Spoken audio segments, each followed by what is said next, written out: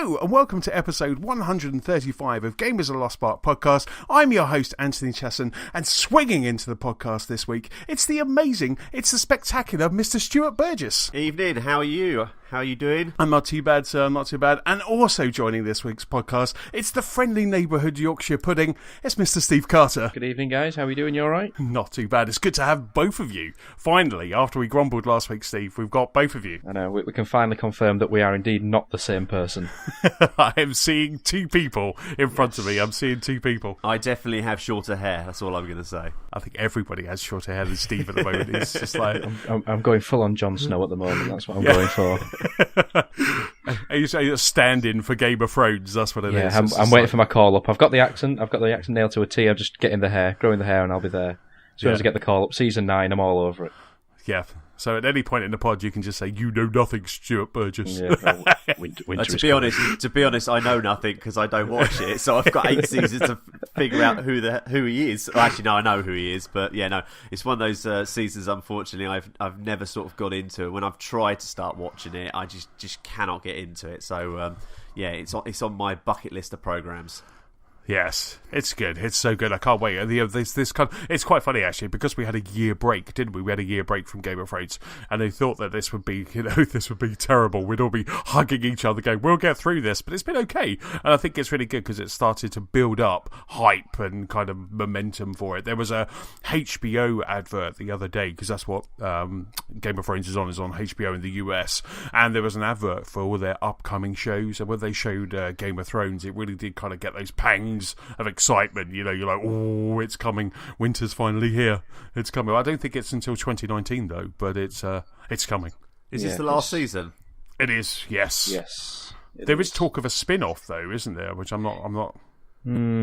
Yeah, I don't know. It depends what they do with it, doesn't it? It's one of these things. I hope it's not just a case of just continue making money out of it and just milk it. Yes. Because the TV show's already loosely based on the books, isn't it? So the kind of some of the stuff is sort of spun off anyway. So it's like a spin-off of a spin-off in a way. Exactly. I mean, for me, it was just like, they didn't show it, but HBO are going to bring an adaptation of The Watchmen as well. So it's almost like they're going, okay, we've got Game of Thrones is ending, what can we start doing? So they've got an adaptation of The Watchmen coming, which is going to be, it's not following the graphic novel, it's kind of set after the graphic novel, so it's going to be, I'm quite excited about that as well. I hope they, I mean, in a way, it's good when they spin off to another one, but at the moment, I'm sort of cramming in the Netflix Marvel universe programs, and I've got to say I like the way they're crossing over, and I'm on Defenders at the moment, but I am getting a little bit fed up. I think once I finish Defenders, I've done 2 seasons of Daredevil, I've done the first Luke Cage, the first season of Jessica Jones, and I'm missing one out on the Punisher.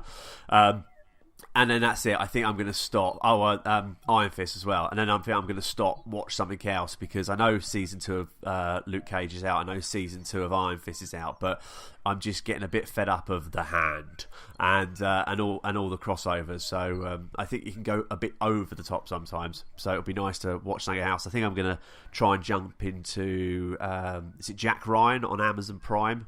Yes. There's some good feedback on that. I heard the other day, people liking it as an 8-hour movie in inverted commas. So I might jump back into that and find something new to watch, not Marvel. Yeah, I guess. I mean, I guess it's interesting because when they were all released, I guess you've had like 6 months and a year in between all of those, so you never kind of have time to get that superhero fatigue. Because right now, I'm watching Iron Fist season 2, and for me, it's one of the best of these shows.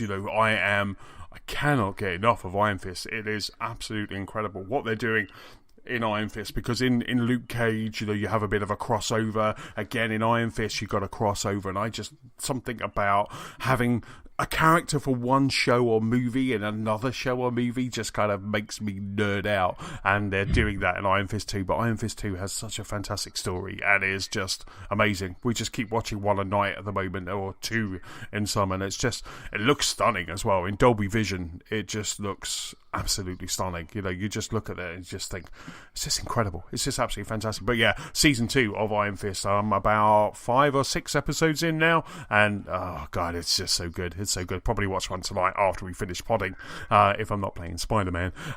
So Steve, how was your week? You kept something secret from us for how your week was, but how was your week, sir? Did I? I kept. You didn't. Did I? Your birthday. Oh, my birthday. Oh, my birthday on Monday. Sorry. Yeah. So I had. I say what? It was that secret. I forgot myself what I was even keeping secret. But yes, I did a birthday on Monday. So I turned the ripe old age of 27 on Monday. So yes, that happened then. So it seems a long time ago now already, given that we're recording on the Thursday. That was on the Monday.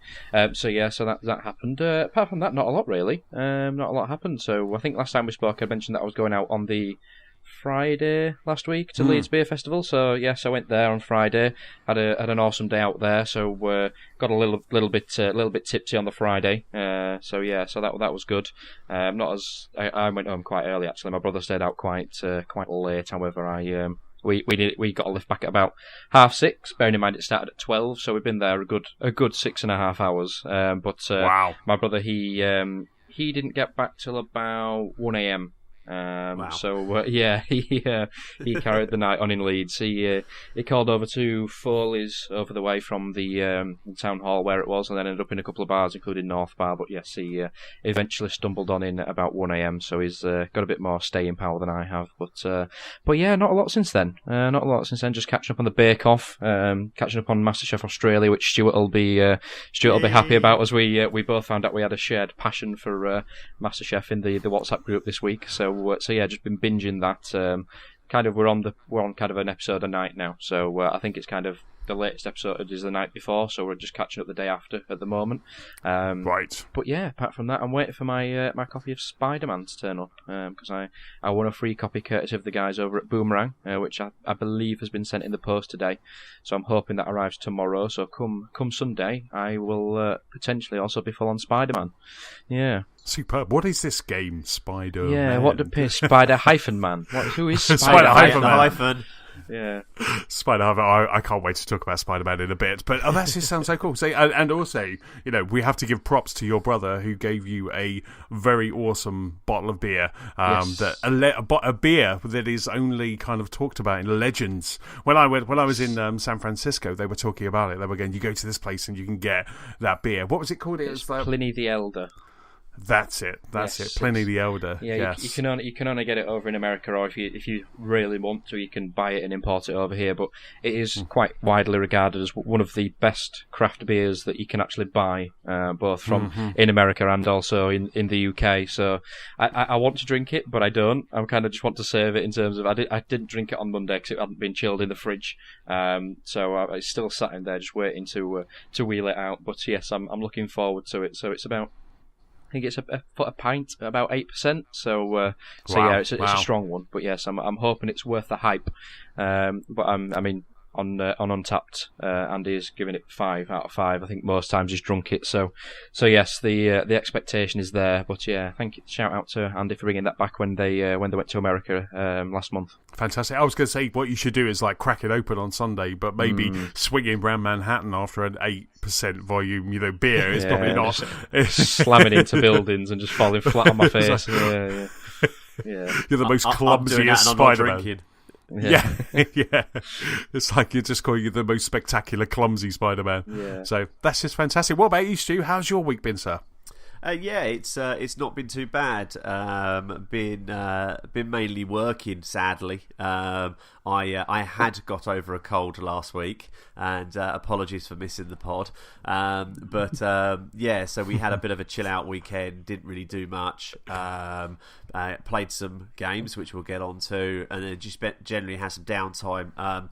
Work-wise, I've got an exhibition coming up next weekend, and so I like to cram in a bit of downtime before we do the exhibition because it's full-on, 3-day exhibition, 2-day build-up, and it just completely knackers you out. So yeah, so mainly been working, unfortunately. Joys of running the business, playing a bit of games, which we'll get on to, watching some TV, and just generally chilling out really, drinking some beer, drinking my my Brewdog 5 a.m. I've got that one on the palate at the moment.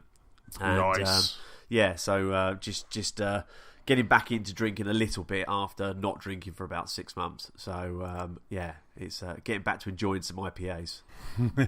That's really funny. One of Steve's bottles of Pliny the Elder, and you would just be on your back at the moment. You would just like you'd be out. Yeah. Sniff Seriously, I had to.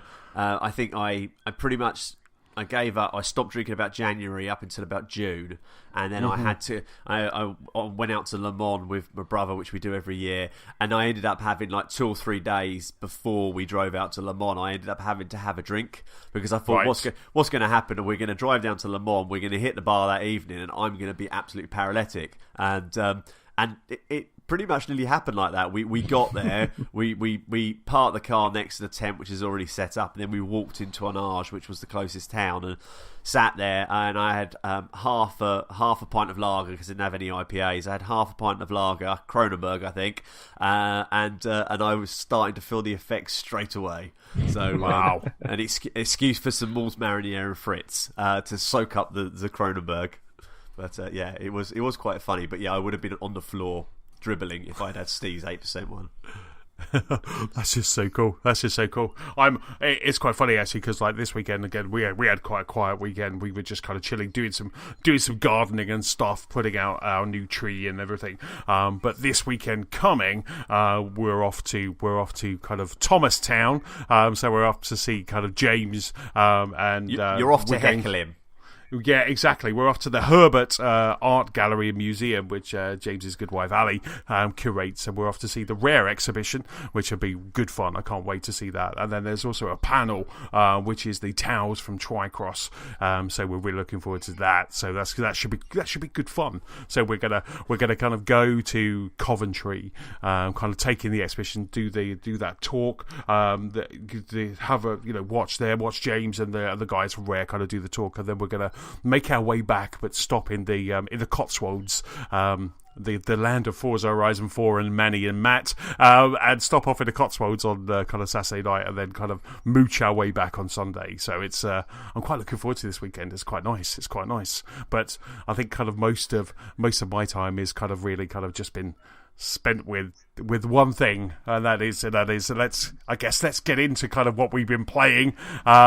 Stu, I'll ask you to kick off. So Stu, what have you been playing? Well, I'm going to avoid the obvious for the minute. Oh no, you got to jump into the obvious after that big build up. You got to jump into the obvious. Yeah, complete. He didn't get the memo. He obviously didn't get the memo. Well, I'm just trying to sort of create the build up for the rest of the listeners, but also I know that once we start talking about Spider-Man, as in inverted commas we, mainly you, it ain't gonna end for a good 60-65 minutes. So I just wanted to touch on one game I've been playing, which everybody must download because it's absolutely awesome. There's a Games with Gold on the Xbox has got a game called Prison Architect at the moment. And I just thought, I'll download it, see what it's like. And it's a top-down sort of like Sim City type game, but you basically run a prison. And so it might put you in cold sweats, Antony, because I know you've got something about prisons. Yes. But it is, it's good because it has a couple of storylines you can play, and then that sort of gets you used to what you're playing, and how you should do things, like how you stop a riot and things like that. And then I played it for a good sort of 2 or 3 hours over a couple of sessions, and I thought, right, I'm ready to build my own prison. So built my own prison. Put the buildings you need up, and and they said, don't build cells, build individual holding cells, yes, because you'll be able to have more prisoners. So I spent about 45 minutes going, okay, warden's got an office, there's toilets, there's a bar area, there's not a bar area, a pool table area. Yeah, you don't put bars in prisons, that doesn't work. No. But it's everything I needed, and I'm like, right, and it came up saying, right, there's 120 prisoners ready to come in. So it's like, awesome. So injected 120 prisoners. Absolute chaos. Maybe wow. one thing was because I didn't have enough guards. Second thing was I couldn't find out how to get people cooking food to put into the canteen. So everybody was dying. And then, oh my god. then dying with starvation, and then the one thing that really you should build around a prison is a wall. I'd forgotten to build a wall around my prison, so my prisoners were just escaping. Oh, wow. And then it started to burn to the ground, and they started to riot. So, at which point I went, save data, back out of it, and then I'll go, okay, I'll go and play this storyline. So I went straight into this storyline, which was, your prison is having a riot, and it's on fire. Please stop it. And it's like, right, that's it, turning this game off. But it is, seriously, it's a fun game. There's some good cheetos there, but I recommend it to anybody to play. It's just a bit different, just something to kill some time if you're in between your Spider-Mans and your other games. But yeah, definitely worth doing that. The other game I briefly dipped into was Far Cry 5, the Zombies DLC. As listeners to the pod know, I'm quite a big fan of Far Cry 5. It's been my game of the year so far, really. And I jumped into Zombies. If you've got the DLC, you've got the packs, then definitely jump into it.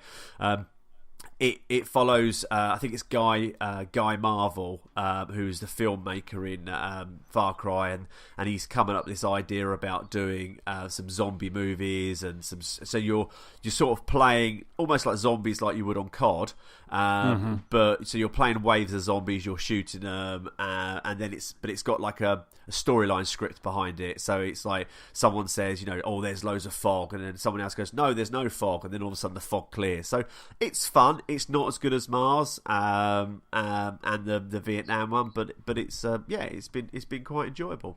That sounds like such a good DLC pack. I know you said like kind of Mars was the highlight of the three, but the three together just sounds like it's such a good pack and well worth the cash. Oh, definitely. I would say that.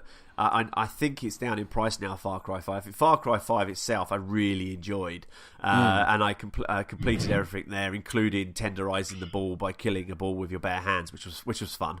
But yeah, I've got to go back and finish Vietnam because it was a bit too samey. The Mars DLC is worth it, just worth the money alone. So it's definitely one out there to dip into and play. Definitely. That's just sounds fantastic. It just sounds like, so like I say, it just sounds such a good package. I want to just jump in. Can you buy them individually, or do you have to just buy them as a pack, as a DLC pack?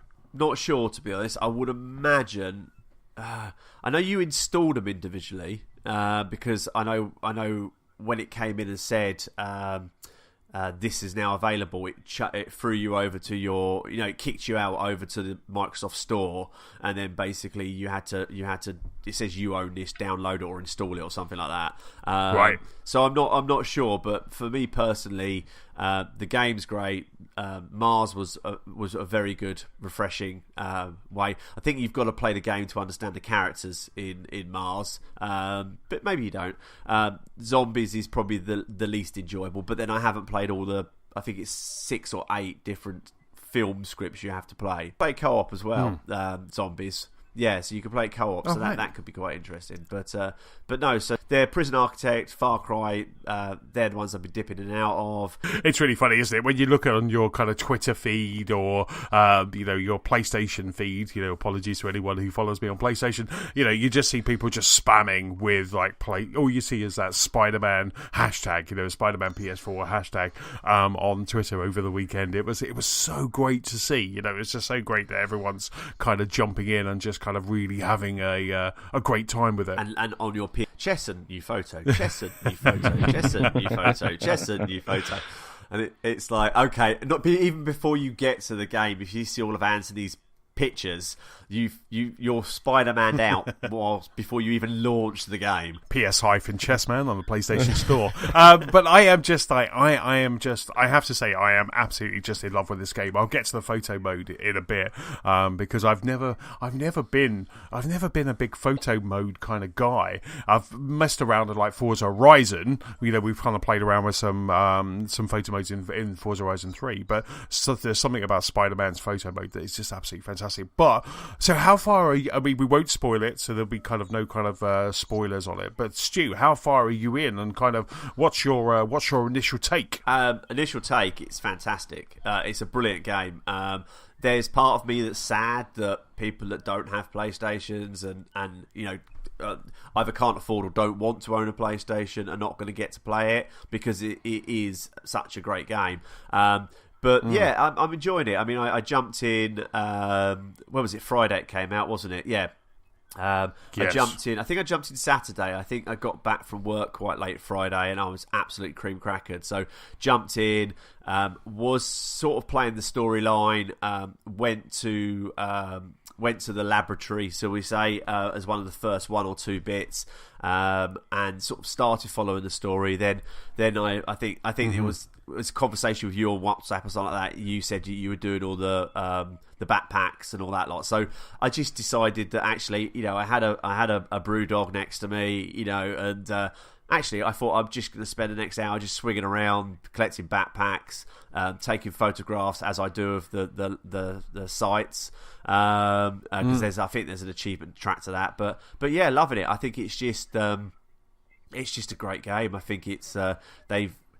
I heard on another podcast that they were saying it was like the axe returning. The feel of the axe returning in God of War was the way that you can spin the web and you could just swing from building to building in Spider-Man is just something completely different. And I think that's it. You don't want to fast travel anywhere. Going back to Far Cry, I ended up fast traveling a lot of places, getting those last minute achievos, a bit like you do on Forza. Where you can go, when I was playing Forza Horizon 2 and mopping up some achievements, you end up just fast travelling everywhere. But no, like in the little, you find the backpack, it shows you a clip of something, and that has relevance to Spider-Man, whether it's a movie or the game. And I'm just loving it. I'm playing it on the easiest setting because I thought I'm not really bothered about the fighting side of it, but actually I'm finding sometimes the easier setting is actually still quite hard, especially when you go in and fight a building site where there's lots of thugs. You can't just rush in and willy-nilly flail your arms around. You do have to think about it and dodge and do all that. So I'm loving it. It's actually, I think I'm just going to end the pod now and go and play it. Just happy with that. I'm actually playing it. Yeah, I'm actually playing as we're talking. No, I mean, I think for me, I think the combat when you first start playing. So, like, as I went up to Pod, Nicola's downstairs. She's actually started playing Spider-Man, and I just said to her that I said the swinging will come. You'll feel a bit clunky to start off with. You'll smash into a lot of walls, and you'll run up a lot of buildings as well. I said, but the swinging kind of takes probably about half an hour just to kind of really get into a groove, and the fighting takes a little longer. And I've started to upgrade my techniques and upgrade my abilities, and now a kind of a fight where I did one of the building sites, and I got nailed a couple of times, and I just kept dying, and I was like, okay, what am I doing wrong? And I just found that I was just kind of just trying to jump into it and just trying to do everything. So I've really got into a groove now with the combat. I'm trying to, if I can, there's one amazing part where you meet this cop, Jefferson Davis, and that just meeting Jefferson Davis kind of nerded me out, because that's Miles Morales' dad, who is Spider-Man, who's going to be in the movie Into the Spideyverse. So he's the kind of young black Hispanic Spider-Man. So you kind of part black, part Hispanic Spider-Man. So you're going to meet I'm hoping you meet Miles at some point. And so you've got kind of that, and that nerded me out anyway. But then you had a mission where you kind of stealthily had to take out all of these guys, where there were snipers there, so you're just kind of going around and slowly taking out all of these guys in like a really kind of just an amazing way, in a spectacular way, and I just absolutely love it. But I'm the same as you. I cannot get enough of just swinging down streets, turning down a street to see the sunrise kind of hitting you, and then just going, oh, stop, take a picture, and it's just so good, and it is just, there is so much in there. And what I like about there's so many things that I like about Spider-Man. One of the things I really like about Spider-Man is it did that. It said, oh, backpacks, you got to get backpacks, but you don't have to get them. But it was just quite nice to go round Manhattan unlock all of the police towers, and then kind of get the backpacks, to the point where, similar to you, I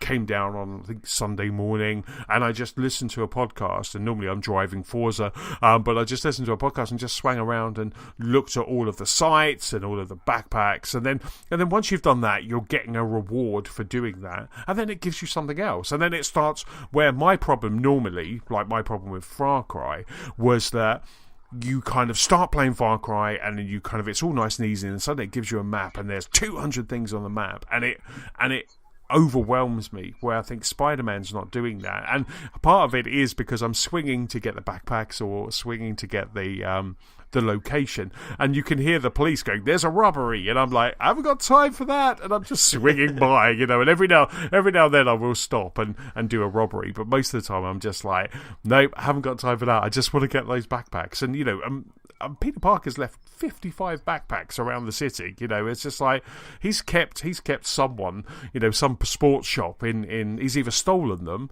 or he's kept a sports shop in goods, because that's 55 backpacks around the country. But it's just so cool. The graphics look absolutely stunning. I mean, Steve, you've had the joy of seeing all of the spamming that I've been doing our WhatsApp group with the spider pictures. It just looks amazing, doesn't it? Yeah, from what I can see, I mean, I won't have the benefit of seeing it in 4K and HDR because I don't have a PS4 Pro, but I imagine even just in its basic, on the normal PS4, it looks, quite good from what I've seen from other people playing on sort of Twitter and wider social media. Just the standard version still looks stunning, and it just goes to show that there is still plenty of horsepower and still plenty of potential in the consoles beyond getting a Pro and just having the standard Xbox or PS4. So from the 3,000 images that we've had sent to our WhatsApp group of you swinging from a water tower or sitting on a water tower and sunsets, etc. It does look beautiful. Yes. It does look really nice. And like I say, from what I have been seeing, that the more that I've heard positive things about it, the more that I've warmed to the idea of looking at it and watching things about it, and kind of anticipating and waiting for my copy to arrive. Because as we discussed on the last pod, my main concern was it was going to be billed as the next best thing since the Batman the Arkham games, and it just kind of fall a bit flat. But I'm really thankful that the guys at Insomniac have clearly done a really good job over it, and it is what could easily be a system seller come Christmas, for the PS4 Pro, I mean, I have been greedy this week, and I did actually pick up the PS4 Pro Spider-Man edition. It was for the new den room, honestly. Honestly, to be honest, it was one of those ones where I'd taken the PlayStation Pro up to the office because I wasn't playing it that much, because I wanted to play some VR stuff, which I spoke about on the last pod. But then I went up to the office, got it, brought it back, put it into my AV rack I've got at home, and it was such a faff. It was just like, oh, I think I need another go. I've got used to having two Xboxes, one at work and one here, so it's just like, I think I'm going to treat myself. And I ended up having to buy one on eBay, but I found a guy who wasn't being stupid and charging a stupid markup. I think I paid about 40 quid over what Game was selling it for, because you just couldn't get one. So I've got to set that up. But no, going back to Water Towers, it does make me laugh. I was thinking, if it was a Forza Horizon 4 style sort of game where you are playing with other people, every time I swing past a water tower, I just expect to see another Spider-Man there posing. Having taking a selfie, having a photograph taken, because it's like, oh look, there's Chesson again, then another photograph. But no, I have found that you have to be very tactile. It was I think it was I can't think where it was now, but it was one of the building sites. I went in there gun ho, sort of like, I'm Spider-Man, I'm going to kill everybody, and they just took me out. And it was at the top of a tower, and it was sort of almost like 3 different levels. And I found that you had to sort of do a bit of sneaking and shooting, but then you had to jump off, swing around the other side, perch up, wait for them to settle back down, and then do your web sling, which is like takes them out like a bullet would. But yeah, you do have to be very tactile. But the one thing, I don't know how you've got with Anthony, the one thing I'm really bad at and I suck at is the police car chases. I think I've tried about 10 car police chases now, and I think I've got one right. I just absolutely suck at it for some reason. How are you getting on with that? No, I absolutely love those bits because the quick time on that. I must admit, I thought I was okay because crashing the car at the end was okay. I thought that was great, so I was like, oh, I crashed the car, that's fine. It's it's an accident, but what I actually found was later on, if you time it all right and button bash at the right time, you actually stop the car rather than it kind of rolling over into a big ball of flames. So to start off with, I was like, yeah, I nailed this on about 3 of them. But I hadn't. I just had a big ball of flames with the car. Got the guys out because I do like that kind of, you're switching from side to side of the car and yanking the guys out of the car. But like I say, I think out of about 5, I've done 1 right. So which is literally stop the car rather than it just kind of exploding. And but yeah, it's just so great. But I do find that, I guess it's when you're at the bottom of your swing, by then kind of re-engaging, so then you get an extra swoosh. Yeah. So by doing that, and that's the technical term, Steve, you get that extra swoosh, and that kind of gets me closer to the car, because I think the first one, I was chasing it for ages. Yeah. I think there's a beat in the story, isn't there, where and I was chasing it for ever. They do get away from you. I do like the way you were swooshing your hand as you were saying swoosh then. That was quite cool. Unfortunately, you're not going to see that, podcast listeners. But it's, it is a case of you almost sometimes have to sort of predict where the car's going to go, and then sort of try and get in front of it. But I do find it hard, sort of sometimes changing direction of that. But I do like the what seems to be replayability about it, in respects of when you fight a gang of crooks, or you go and take down one of the building sites.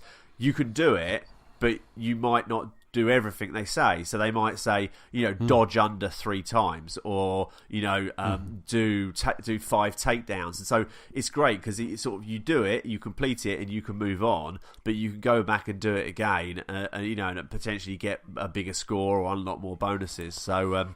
But I have found I know you're sticking to the original suit. You're not changing suits. But I have changed my suit into a rather sort of a retro-y suit where it looks like Spidey's wearing sort of like a boxing sort of like hoodie with the sleeves cut off. So I have done that, and then because I bought this PlayStation 4 Pro Spidey, I got the DLC. So there was a couple of there's a bulletproof suit I think you got with that, and then there was one suit where arms come out your back, so you get extra spider arms. So I sort of upgraded my suit to that, which is very freaky, but that really helps when you're fighting people. I do like that special ability though, because that special ability really kind of just pops, doesn't it? I haven't played it. I looked at it because I got the digital deluxe version, which includes the couple of DLCs and that kit. And I did like when it popped out, because it's very Infinity War, isn't it? It's from Infinity War. It's that suit, and it's just absolutely superb. I mean, one pro tip that I would, not calling myself a pro, but one pro tip I would say is have a look at the move list, because I was all fingers and thumbs. So Steve, when you're playing on Sunday, do take a moment when you unlock new moves or when you unlock abilities, just take a moment, just have a read through the moves list, because it really helps. Because I realised that I could then spin a web to a guy with a gun and yank that gun out of his hand, or use triangle to spin a guy to like get a web on a guy and then spin him round to knock everyone else out. There was things like that. They were like, oh, I didn't know I could do that. And to start off with, I was just like button mashing. But after I got that, really, like I say, the combat now I think is really kind of getting into a groove where you're not afraid of jumping into a heist or a police chase or something like that. You kind of go, okay, yeah, fine, I'll just drop in and then I'll kind of start doing what I need to do. But I think I got that by the upgrades. The gadgets are fantastic. So you have a gadget wheel, and they're really cool. I got a little kind of flying drone that kind of fires out sparks, and if I've got those charged up, I just throw those in when I go into a big fight, and then I do that. It just enables me to just like uppercut dudes and just kind of play like that. But I just absolutely love it. There's something about this game that it's you were saying earlier, Steve, about kind of Arkham. It feels very similar to that, don't you think, Stu? It kind of has that kind of Arkham-ish feel to it. Sometimes, so obviously not the swinging, but Batman did swing a little bit, but it kind of has that Arkham-ish feel to it. But at the same time, just being kind of Arkham times 10. This is now what the next Batman game, if we're getting another Batman game, this is what the next Batman game needs to kind of match or be better than. I think I'm enjoying it. As much as the Arkham games, I really enjoyed the Arkham games. I really enjoyed, going around, finding the riddles, the fighting, the cutscenes, the movie-esque side of it. So it is. Yeah, I mean, it's one of those games where you can swing around, you can spend a couple of hours just swinging around taking photographs, as we all know, don't we, Steve? And then posting them. Who would do such a thing? Posting them to WhatsApp.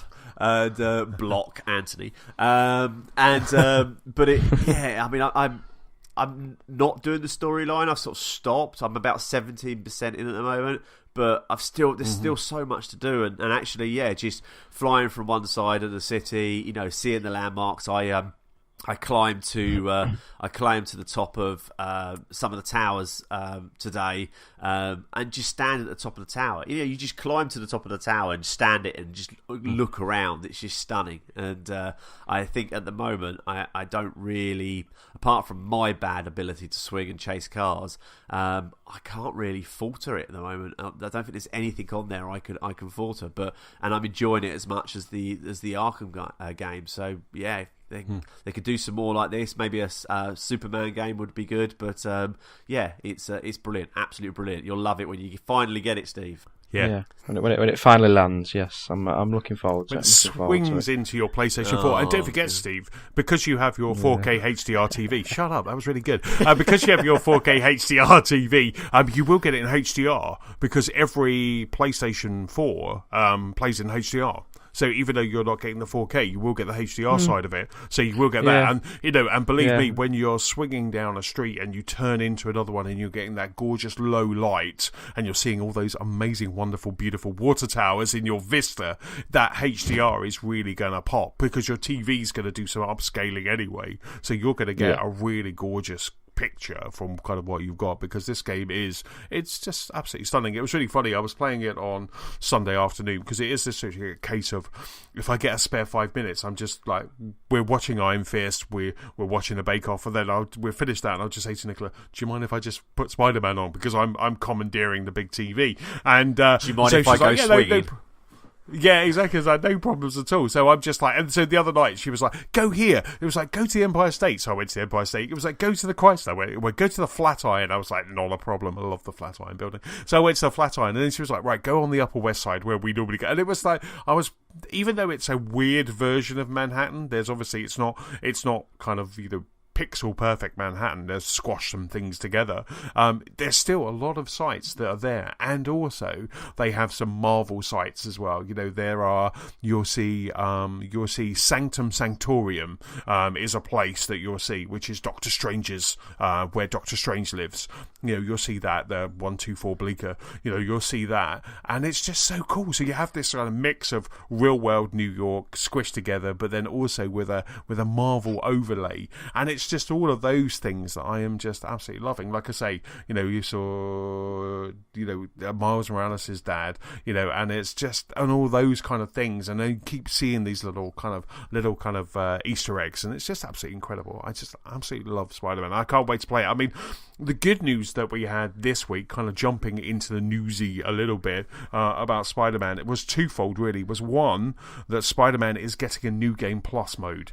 So Insomniac announced, I think someone was kind of asking on Twitter, kind of what's happening after the game. Obviously, they got some pre-release content, and Insomniac said that they are working on it. They're just polishing it up now, and then they will be releasing it. So we don't have any news on what that kind of New Game Plus is going to give us, but there is going to be a New Game Plus, because a lot of people, I guess, you play something like this, you finish the game, you get everything, you just kind of want to do it again, but you want to do it again with all of the unlocks that you've got. You want to do that. And then that, getting back to kind of what you were touching on earlier, Stu, I do have a problem right now where I cannot come out of that default Spidey suit. it's a stupid little quirk and a wonderfulness that is me. But it's just I cannot come out of that original Spider-Suit. I tried the noir because I love the noir comics, and it just didn't feel right. So then I tried, kind of like classic Spider-Man, and it just didn't feel right. And I love that. It's quite funny because when I first saw that Spidey costume when they first showed it at E3, I wasn't mad keen on it. The big white, and it was all kind of, I thought, oh, they've just jazzed it up for jazzed up's sake. But now that I'm playing it, I cannot come off of it. But if there is this New Game Plus, then that's when I'll probably kind of start messing it up, and kind of like playing with some different Spider-Man, because I did the same with Arkham Knight. I think I finished the storyline and then I jumped into Batfleck. I was like the Ben Affleck Batman from Batman vs Superman, and it was just really, so if Ben Affleck can't pull me away from the default costume, nothing can, so it was really good just to, so yeah, it's interesting, but I like the costume that you're rocking at the moment, that's really cool. I think that's a really cool costume. I think I like that when you obviously you start in the original suit and then you get given the other suit, and I do like the way that they give it to you, and then you've come out of the place and they've given you this suit, and then it's almost like a little scissor reel showing you the white on the boots and showing you the white logo and all that lot. And I think that's really cool. I really like the way they've done that, and I was the same as you. I think it was, if it wasn't for the fact that I was going into the game and I was taking down some of the building sites and I was struggling, I looked for something to help me, and that's when the only reason for taking the sort of retro sort of like boxing vest sort of suit was because it had the hologram, so you double you tap L3 and R3, and then basically it shoots out, I think, 4 holograms of Spidey. So it almost takes the people away from you. So they're trying to fight the hologram while you're fighting some other people. But I do get what you mean. I did sit there looking at it, going, "Oh, I don't know. I really like the original one, and let's wait and replay it afterwards." Because I don't know about you, but I can't see myself not replaying it. Even if it's in the same mode, just completely doing another save. So I can't see myself not replaying it. And I think that's, I mean, I don't know how long it is, the game, but I just think seems to have so much to do. And I think it's like a film. It's where you might leave it. I mean, complete side curve, but I went back to watch a documentary with Ewan McGregor and Charlie Baldwin where they motorbiked around the world. Now, last time I watched that was in the noughties, but I just fancied watching it, and I think this game is going to be like that. It will be something where you'll finish it, you'll complete it, you might platinum it, and then you might put it down and go off and play Forza Horizon, or you might go off and play Red Dead Redemption or something like that. But I think, next year, when we get a down period, you might think, I might jump back in and play it again, do it again, go and collect all the backpacks again. Yeah.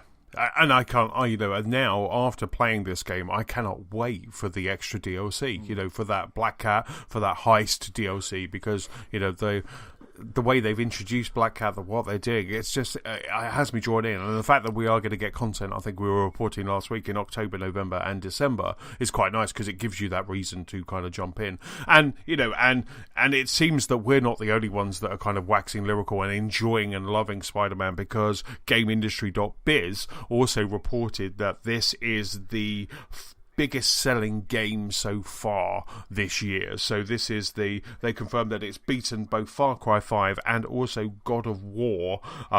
So for the kind of the biggest and fastest selling game at the moment. Quite interestingly though, GameIndustry.biz article also said that Spider-Man's kind of opening weekend, because everyone kind of is all about the opening weekend, didn't quite beat that of Arkham Knight. So Arkham Knight is still the fastest selling superhero game, but with Arkham Knight it was on PC and Xbox as well, wasn't it? Multi-platform, wasn't it? So I mean, I know in your list there, I mean, obviously Far Cry was multi-platform, where God of War wasn't.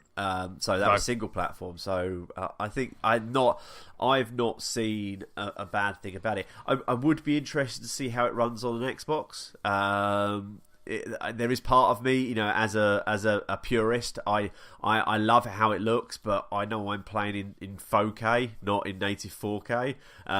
So I would like. I mean, there's some facial characteristics. There's sometimes I've looked at some of the snip scenes where I've gone, actually, I've seen it look slightly better in Far Cry 5 when they've done a similar sort of thing. Obviously, Spidey's not in Far Cry 5, just to put that one out there.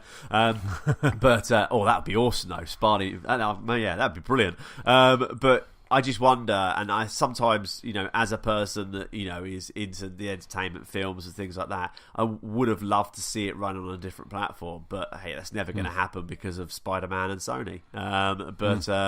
But yeah, it's stunning. I just want to jump back in and play now. Yeah, it's a shame Insomniac can't do a bit of a handshake and kind of give Sunset Overdrive to PlayStation 4 and Spider-Man to Xbox and do it that way. You know, and you know, as you were saying, I would love this on the Switch. You know what? I sat there and I was playing it, and I was just like, I'd love, because you know, I'm traveling to Manchester on holiday, just swinging around the city on the Switch. You know, obviously it would not look as good as this, but on the little screen of the Switch, it would probably look amazing. But I just sat there. I think I sat there at one point going, God, I'd love this on the Switch. You know, I'd just love to just play this on the plane, on the train. You'd miss every train station. You literally, I really would. You literally would get on at London, go to Manchester, and end up in Glasgow. And then get back on the train the next morning from Glasgow. Obviously, I don't think it goes to Glasgow via Manchester, but then you'd get back on the train to go back to Manchester, and then you'd end up down near me in Rye. And you just spend like a week going up and down Britain, missing the stops until someone went, Anthony, just get in the car and I'll drive you. I don't think the general public are ready for Anthony playing Spider-Man in public. You know, walking up and down the train saying, "Have you seen this? Look what I'm doing! Look how cool I am." Look at this water tower. Look at this water tower. I'll just be showing strangers pictures of a water tower. I'll be like, look at this. It's amazing. Can you leave the first class lounge, sir, please? Can you leave the business people alone? I was after I was playing last night, I came upstairs and I said to Nick, I was like, look at these pictures. She's almost waiting for me to go, look at all these things I just took on Spider-Man, and just, because one thing that I said we'd get back to later is the photo mode. And then we will stop talking about Spider-Man. But why? Because this game is amazing, you know, and it's but the photo mode is incredible. You know, I am, as you can tell, I am absolutely in love with this photo mode, because the thing about this game is it's so gorgeous that you do just want to stop and pause. And by stopping and pausing, sometimes I don't, you know, you're lucky, I don't even take the photo. I just kind of freeze frame it, spin it around, kind of see Spidey in a really good way, and then just go, oh my God, that's amazing. And then just go and carry on going, or see a really cool water tower and stop and just like appreciate that, you know. And I do appreciate all those water towers that you put in there, Insomniac. I really do. But it's just so... the photo mode's incredible, so you can just stop at any point, including cutscenes. I don't know, not cutscenes, but like kind of interstitials. You can kind of stop, and then you can just flick onto photo mode, so you go down in the menu, and then you just have a wealth of options, you know, including my favourite thing, which are the frames. So you get to frame your photo differently. So you get to kind of, there is a comic book, there is a kind of, they do it in like a very movie screen, there is a film roll, there's everything. And it's just, there's even like a kind of comic book page, a comic book cover, and it's just absolutely incredible, isn't it? It's just so much fun. We've noticed. Yes, it's like a meta game in itself. I don't need to do photo mode now. I really don't need to do it, because I've seen every single type of way that you could do it on WhatsApp and Twitter. I mean, actually, if you want to see the one of them, just go on Anthony's Twitter account. I put one out the other day of a car crash with, you know, Meanwhile or something like that on it, and it was a picture of a car crash with Spidey on it. So yes, I think there'll be lots of muted conversations out there, or Anthony Chess and block. Yes, I don't care, because I just absolutely love it. I do think though that picture is really cool. Actually, Steve, you were saying that should be the pod pick, definitely, for this week, because yes, yeah, that'd be quite cool. Yeah. So some of them are quite good. Yeah, some of them. In moderation. What do you mean, some of them? All of them? Okay. I thought my efforts today of my Spidey outfit and my Spidey teacher was going to be the front pod. It should be. If I'd have taken a better picture... I don't think we got a screenshot of that in time, I don't think. Well, I should have taken a screen grab. I took one of myself, so there you go. Oh, there we go. Come to my Twitter, at Mr. Stuart Burgess later, and you'll see it. Yes, holy moly. Poor people. So anyway, let's stop talking about Spider-Man, because I'm sure, Steve, if you're on the podcast next week, but, actually, no, I'm not going to stop talking. It must be, if you're not playing Spider-Man on the PlayStation 4, why have you got a PlayStation 4? It's kind of one of those games that is like, this should be one-on-one. This should be one-on-one. I don't know. I guess there are some people that are just like FIFA or Madden, but God, this game is just so good. I tell you, if you haven't bought it, if you're on the fence after listening to Stuart and I, and I'm sure Steve will be jumping in maybe not next week, maybe the week after, because EGX is next week, and I'm going up to EGX, so there might not be a pod next week. So maybe, Steve, give you a week to play. A week's respite. Yes, and then Thomas will be on the pod, and then we can just talk at Thomas, because he's not playing it at the moment. So I'm going to try and convince him. When I'm seeing him this weekend and next weekend, I'm going to try and convince him to play Spider-Man. Even if I just stand up to him and go, James, play Spider-Man, James, play Spider-Man, James, play Spider-Man. Just keep saying You'll be trying to get him to include Spider-Man in Sea of Thieves somewhere. It's like, can there be a Spider-Man skull or a Spider-Man sail or something? Just please. You imagine that it's just like, instead of the questions that I've got, all of those 42 questions I've got for Saturday, I'll just put my hand up and he'll be like, yes, that strange person there. And I'll be like, James, why aren't you playing Spider-Man? I was about to say exactly the same. Hey, James, are you playing Spider-Man? No? Okay, right. So Spider-Man, PlayStation 4, absolutely fantastic. Out now. Steve, what have you been playing, sir? So I've still been playing the Master Chief Collection, so much that we talked about last week. I'm still slowly marching my way through there. I'm just enjoying it and just a steady stroll through. I'm still not out of Combat Evolved yet, but I'm only playing sort of like for an hour and a half on a night at the moment. So I'm still sort of slowly trudging my way through there and still loving every single minute of it.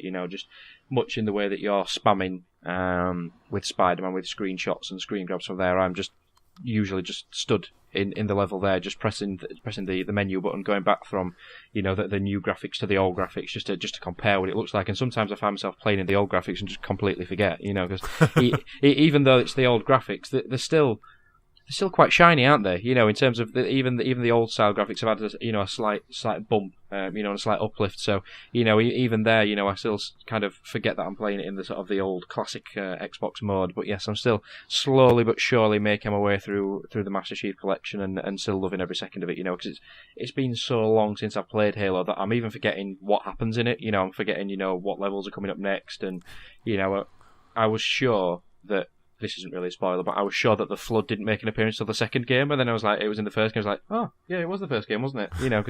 Because it's probably one of my least favourite parts of Halo, the Flood. I'm not a big fan of the Flood. They just irritate the life out of me. That's what they're there for. You're not meant to like them, but it's like just the Covenant. They're your enemy, but I love the Covenant. The design of them. And obviously when you can play as the Arbiter and play with the Covenant as part of, is it Halo 2 that you can play? Yes, Halo 2 you can play as that. Yeah, do you know that part is awesome. Because I love the weapons. Just the design of the monsters, the ships. Everything is cool. But the Flood just irk me. They really irk me. So that's what I'm kind of at the moment. I've just done the part where you discover that Guilty Spark's actually trying to trick you into sort of releasing the Flood across the universe, or destroying Halo, destroying the universe, should I say? Because obviously the hook is that the only way that you can prevent the Flood from spreading is by killing every life within the universe. So I'm now on the part where Cortana comes back and you are trying to now destroy Halo, and prevent that from happening. So yeah, it's really good. Obviously. Few sort of niggles with the Banshee controls, with the flying sections, because it's not, it's obviously not as good as what you'd expect it to be now. But still, it's as good as it could be. You could still be convinced if you were new to the Xbox, you could still be convinced that was a current generation game. Quite easily. If you played Halo Combat Evolved in its shiniest form, you could still be convinced that it's an Xbox One game easily.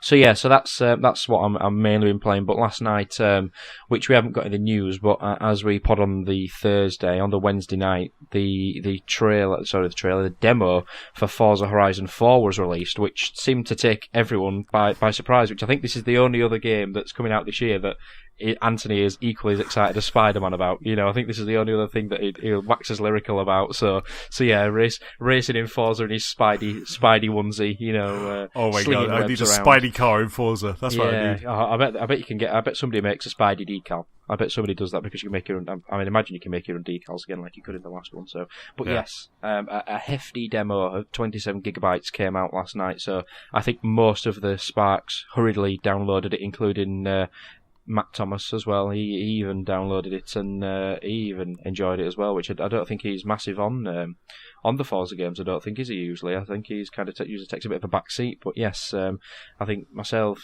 you, Anthony, Matt downloaded it.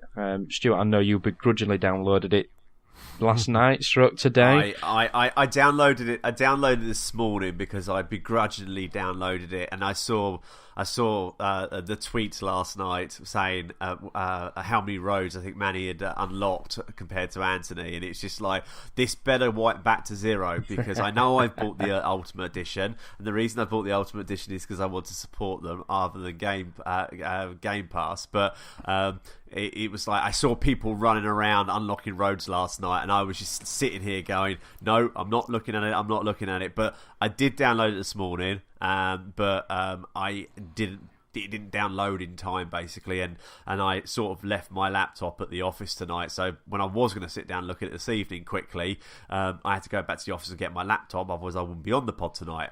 And but yeah, it looks stunning.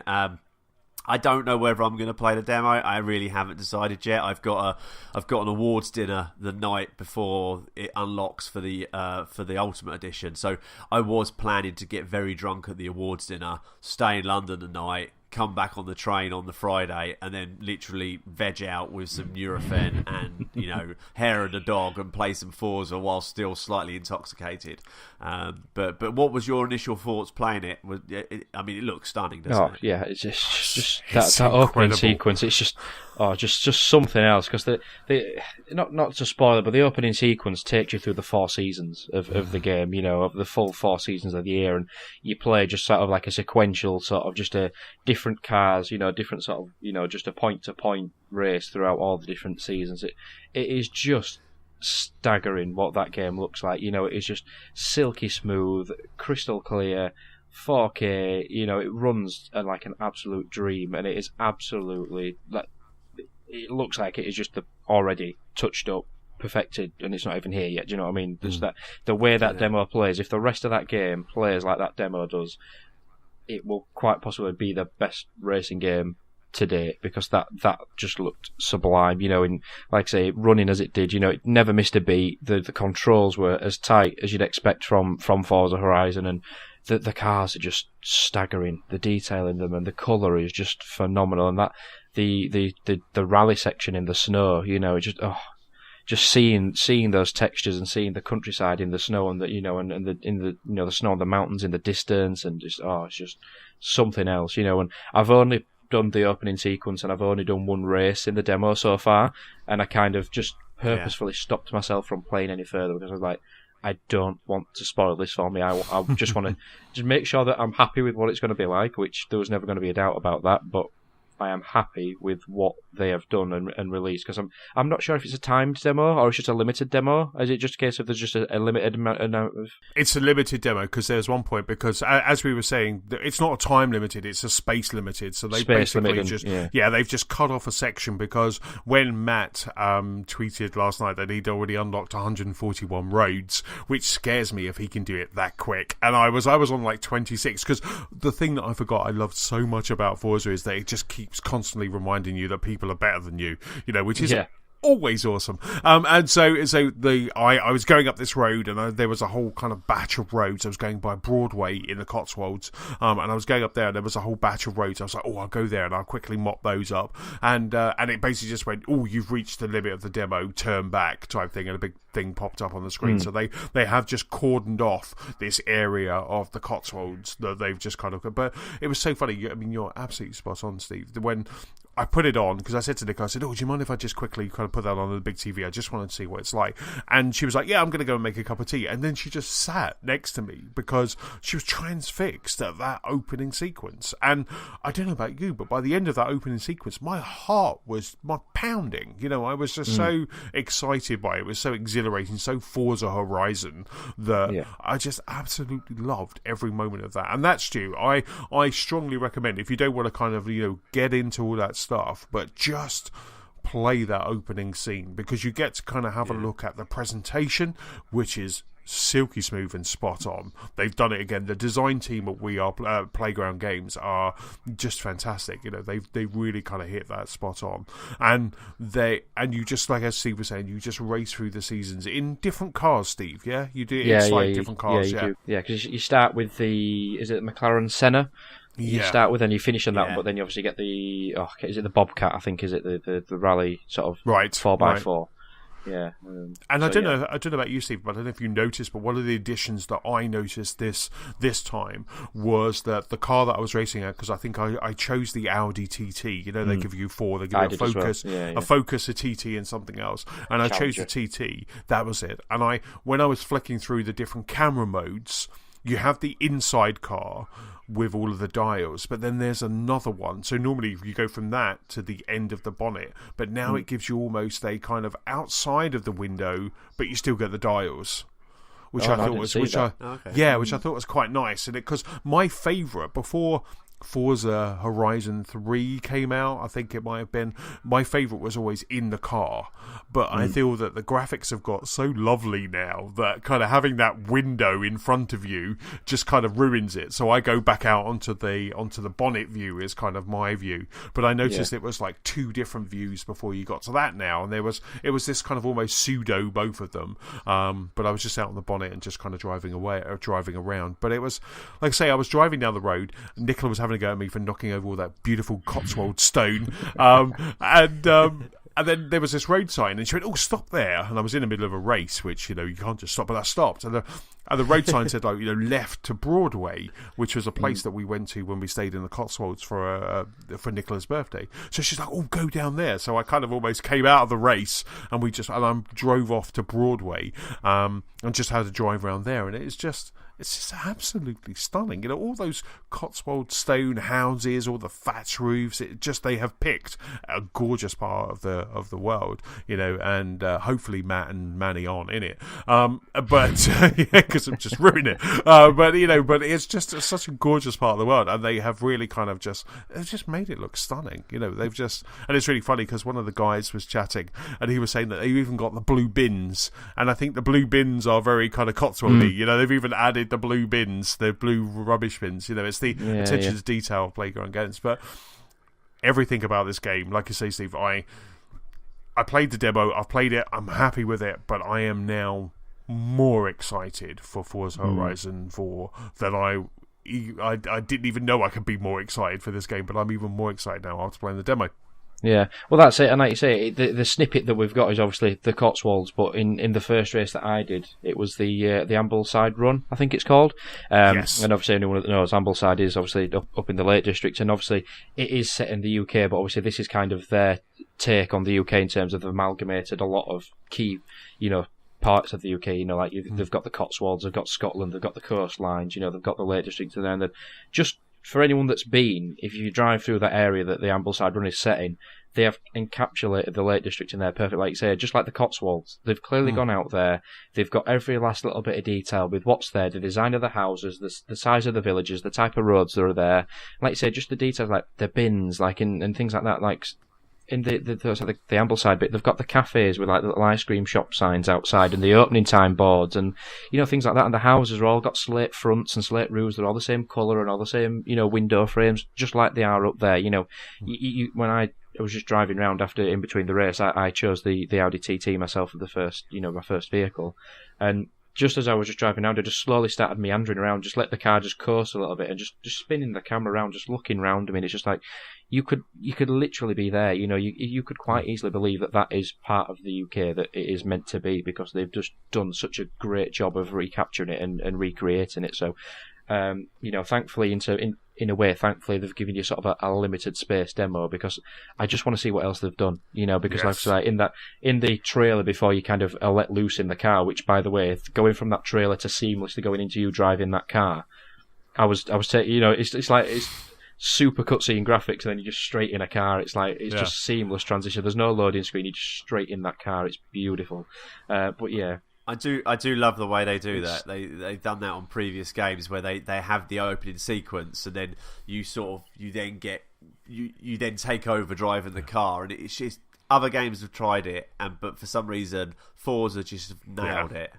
It just works so well, and I think with Forza, I mean, we had a little thing. Have you beaten my time on Forza Motorsport yet, Anthony? I don't think I did, actually. I think I tried a couple of times and then couldn't beat it, and I was like, bugger you, Stuart. I've got Spider-Man to play, damn it. I'm done with Forza. I'm done with Forza Motorsport 7 It was boring anyway. Yeah, no, I'm done with it. I've now got the collecting 500 cars, so I'm done. I can delete it along with your time. What was quite interesting was I was playing Horizon 2. Yeah, it was Horizon 2. I was playing Horizon 2 after you said about there was still Chivos, and I found that for some reason anybody who's used to Forza games knows that you almost, especially the motorsport, you always complete it, and then they go, oh look, here's some more stuff for you to do. And I think with Forza Horizon 2, I got fed up and I went back. But I was playing Forza Horizon 2, and then I think you put that challenge down on motorsport,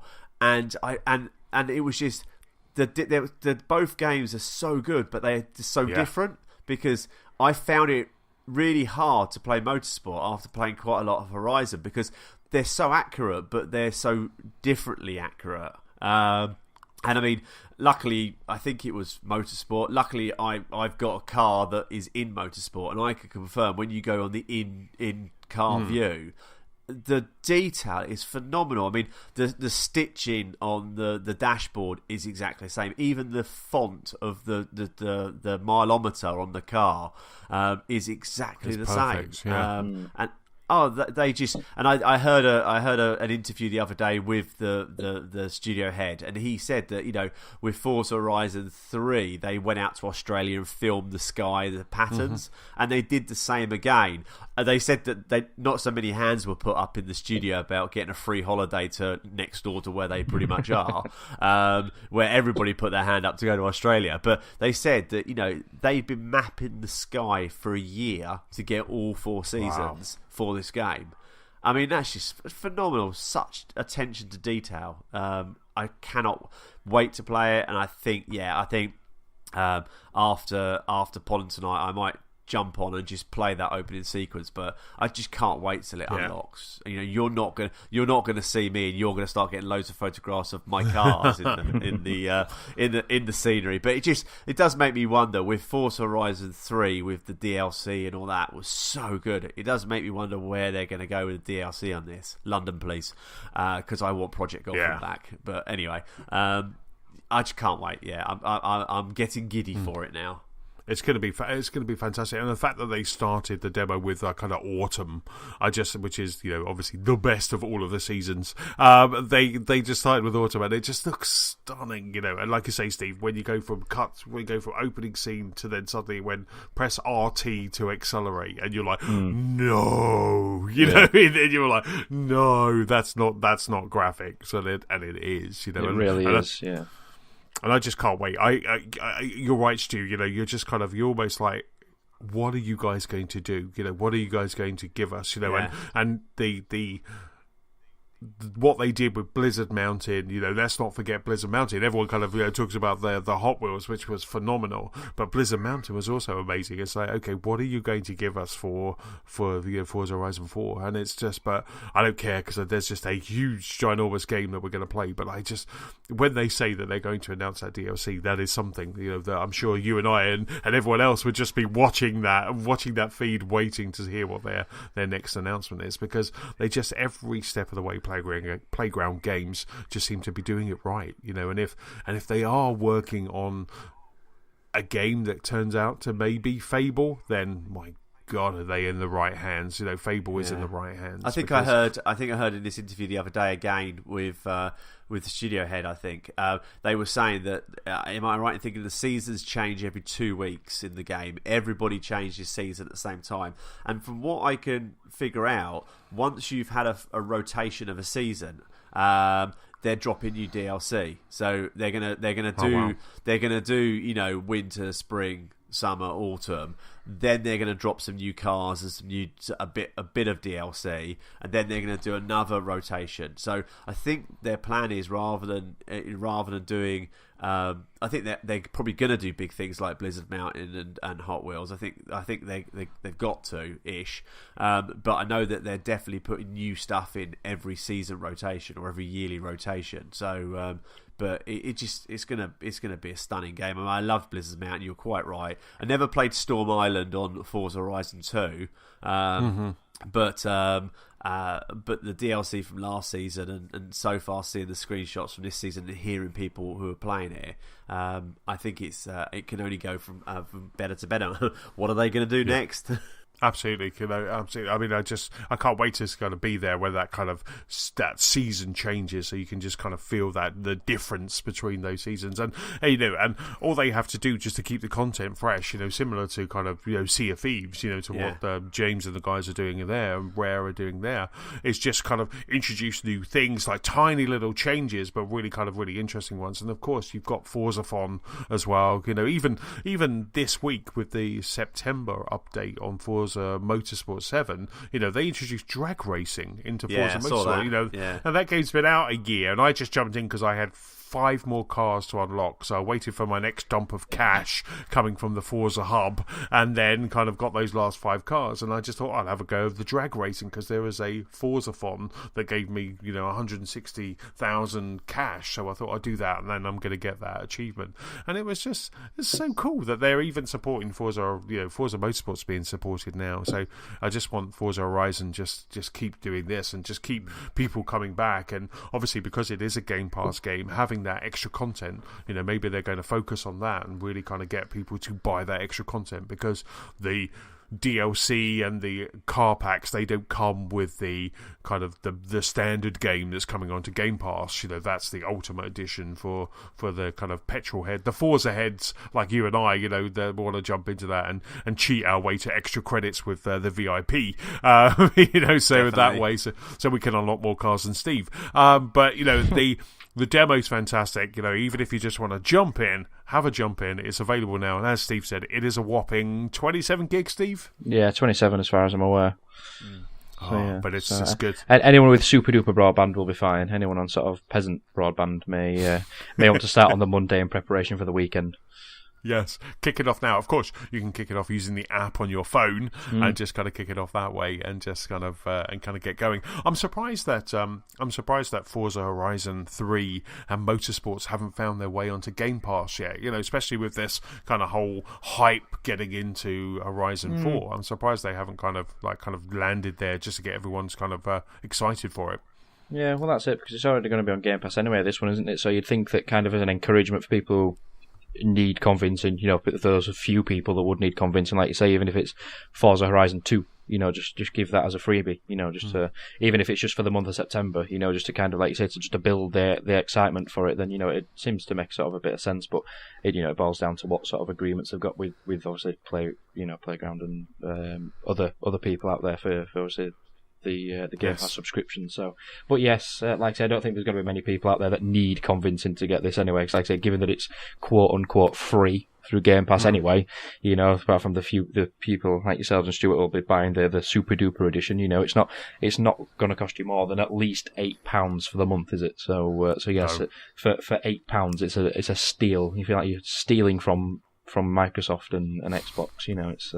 It seems like you say, if you've got if you want to, obviously it's good to support them in terms of buying it, but I'm sure that Playground will be getting a decent hefty sum from Microsoft for it being on Games Pass from day one. So I imagine the guys will be rewarded several times over for their efforts come October. Is it 2nd of October that it drops for everyone else on Game Pass?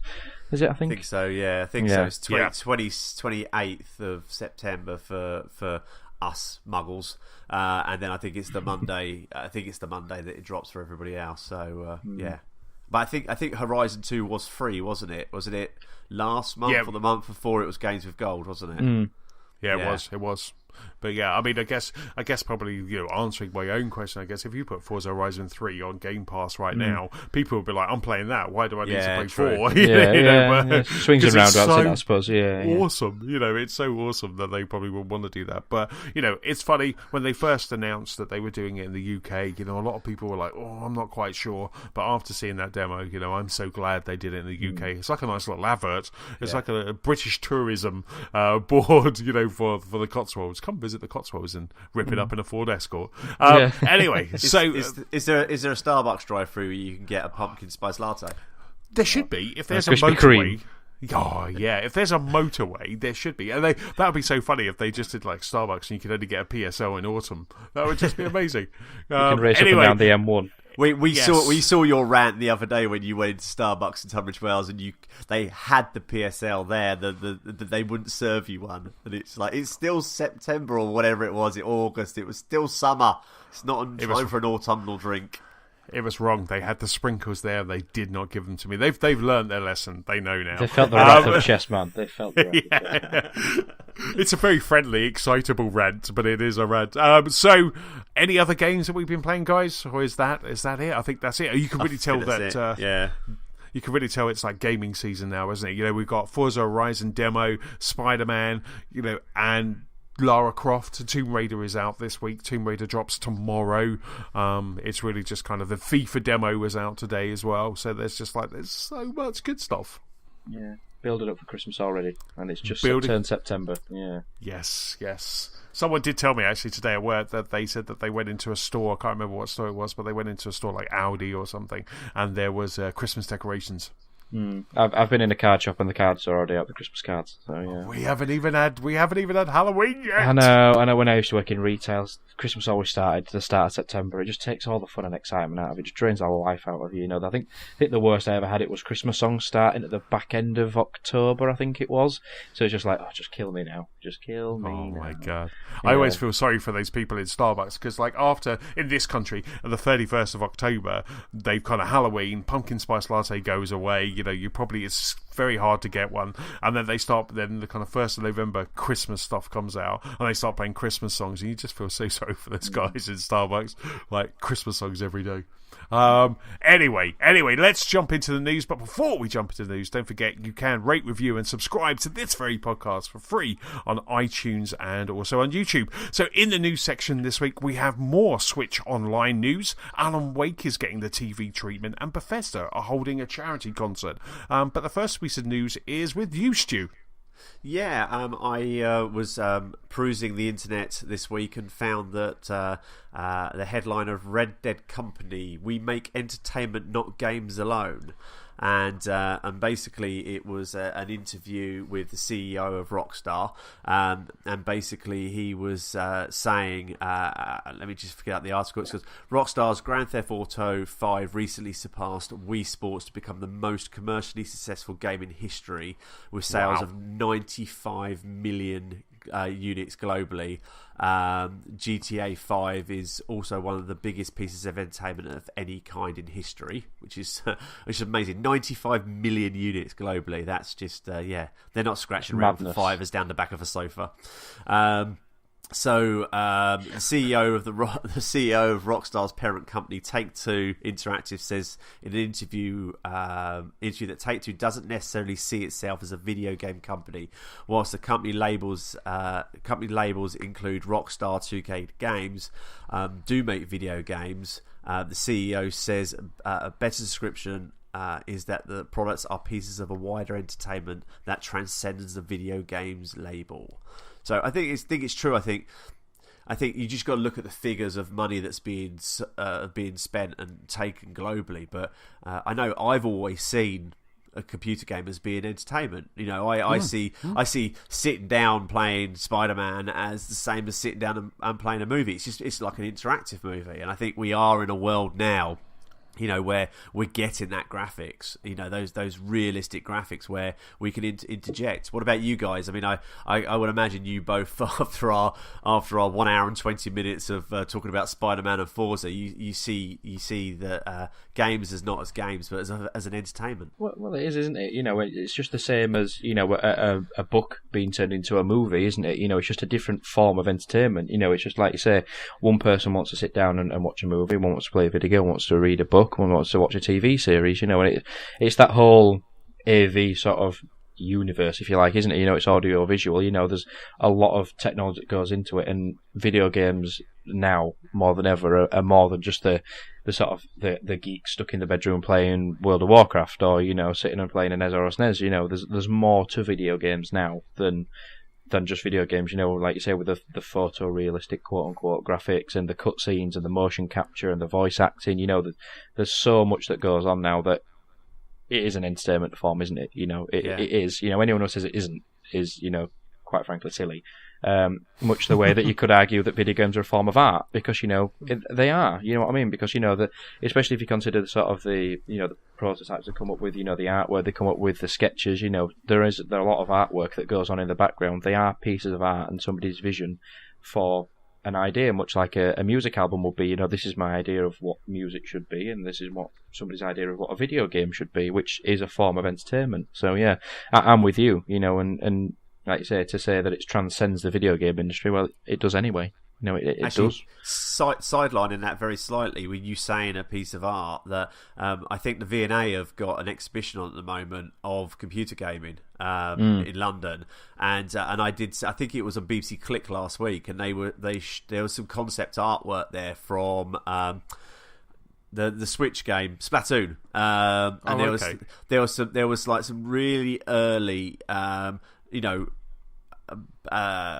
graphics to show how the game would play. There's no characters. All you saw was the ink being splattered to see where it would actually work. And then they saw, you saw the drawing boards, you saw the sketches. So I think actually, if you want to learn more about how people come up with concepts for games, I mean, I'm thinking about popping up there if it's still going the morning before our awards dinner.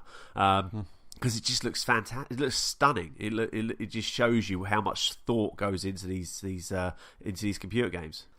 Absolutely. I mean, like I say, at the weekend, I'm going up to the Herbert Art Gallery and Museum to do just that. For Rare, there's early sketches and kind of design sketches of Viva Pinata and things like that. So which may go missing after I visited. Completely coincidental. Speaking of artwork and Viva Pinata, this week I got the I Am 8-bit limited edition vinyl arrived. So I ordered it last year, but they finally shipped, and oh my lord, is that gorgeous! I'll stick a link in the show notes, but it's basically the Grant Kirkhope Viva Pinata soundtrack, but done in the I Am 8-bit style. So it's got a really gorgeous cover. It's like a really close-up of a horstachio maybe, and then you open it up, and the two albums are like they're really brightly coloured, and inside there's some really cool drawings of like all of the pinatas, and looking at that, if you can't tell me that isn't artwork, and that isn't art, then I don't know what is. And I totally agree with both you guys. The playing Spider-Man, playing Batman, playing any game that they're that real kind of narrative based. When you look at Uncharted, when you look at Halo, what you're playing, Steve, that's like a really good sci-fi movie. That's a science fiction opera that you're playing there, and it's absolutely fantastic. And I'm guessing, Stu, for you, more and more people, when they're having movie rooms built and they're having these entertainment spaces, they want a console, in that rack. I'm guessing you're seeing more and more people go, and I want to put a PlayStation or an Xbox in there.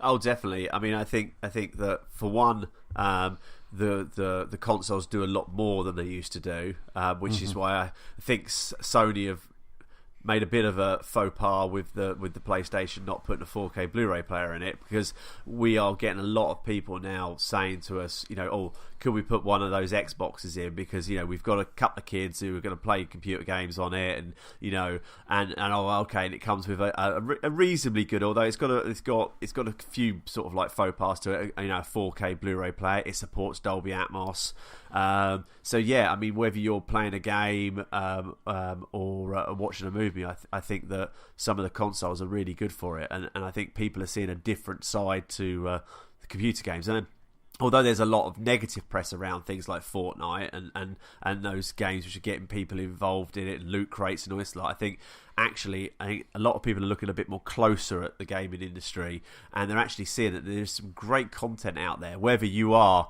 Billy Jones, 16-year-old who wants to play Fortnite, or you're Anthony Chesson that secretly wants to be Spider-Man. There's no secret. I want to be Spider-Man so bad. I want to either be Batman or Spider-Man. Saying that, both Batman and Superman roles are now up. So I've been sending in my audition tapes to DC. They're like, no, not again. But, and you're absolutely right. It is the problem, I guess, that we have with the gaming industry is the only time it really bubbles up to mainstream media is when something's bad, some kid has stolen their mum's purse and bought Fortnite money, or you have Kirsty Allstop smashing iPads because her son won't stop playing Fortnite. No one kind of ever stops and goes, have you seen this Spider-Man game? It's absolutely gorgeous. You never see that on the front cover of the Metro. Spider-Man is gorgeous. That's and that's is that the game or him generally? Yeah, just but the thing is that that's it, isn't it? We don't really the positive press are for our niche. Plug for your website, Steve. Our niche kind of side of the news. When I have my Apple news feeds, I make sure I get some gaming content in there as well, so it mixes it up. But you just don't see that. No one's ever you're not having Sky News reporting that this game has just sold gangbusters. No one's ever going to say all that. They're going to say that someone broke into, I was going to say Blockbusters, just to be, that doesn't exist anymore. But, break into somewhere to get it. And that's, I think, is the problem where people's perception of games they're bad, aren't they? Because my son just plays Fortnite, my daughter just plays Pokemon Go, and they don't actually see these seminal tent pole games that everybody should see. I think that's the problem. I was listening to Radio 2, showing my age now. I was listening to Jeremy Vine on Radio 2 a week or so ago, and they were talking. There was this woman on there, and her son was there, and basically her son was 17, I think, and she's like, he's never been allowed to have a game console. She's like completely said nothing, no games console, and he'll go around to friends' houses and play. That's fine, but he can't have a games console. And what the reasons why she was coming out as a gamer, you were sitting there going, but actually he's missing out on things. I think that I'm 43 years old. I think my reaction time is a lot quicker in everyday real life because of having that constant reaction timing you're doing in computer games. And actually it's such a big entertainment genre, computer gaming, that people are missing out on storylines and movies. All I would say is that, parents, if you're going to buy a game for your kid, there is generally a little sticker on the front of it that says COD is 18. It's like a movie. Do not buy it for them if they are not 18. There's a reason it's there. But so if you don't want them seeing gun violence and blood on Gears of War, then that's why there's a rating there. But actually, the right game in the right person's hand just opens up such a world of entertainment that I think they're missing out. I mean, I know my daughter Molly, she's 7. She plays computer games. I won't play in front of her, and I remember Daz was like it. Back in the day on the pod, he used to say was when Molly goes to bed, I will play Gears of War, I will play COD, I will play the Battlefield beta that was out just recently. But when she's down in the lounge and she's drawing, that's when I play Lucky's Tale, or I'll play something that is slightly on the edge, maybe Spider-Man, because although they're beating up, there isn't gore or violence or anything like that. But I just think you've got to be, as a parent, you've got to be sensible But just saying, oh, you can't have an iPad or you can't have a games console is just wrong. Yeah, absolutely. And it's really interesting because my, I think I might have mentioned it before in the pod, but my boss, her son plays Call of Duty and FIFA. I think he just plays those two games. So when I say that, I was playing games at the weekend, she relates me to that. So she was like, oh, so you were screaming, and she goes, how are you so happy and calm when you spend your night screaming at the TV and shouting and throwing things? I'm like, I've never done that in my life. And I did say to her, I said to her, what you need to do is you need to play Life is Strange. You need to play, what's that, Gone Home, Dear Esther. You need to play those games.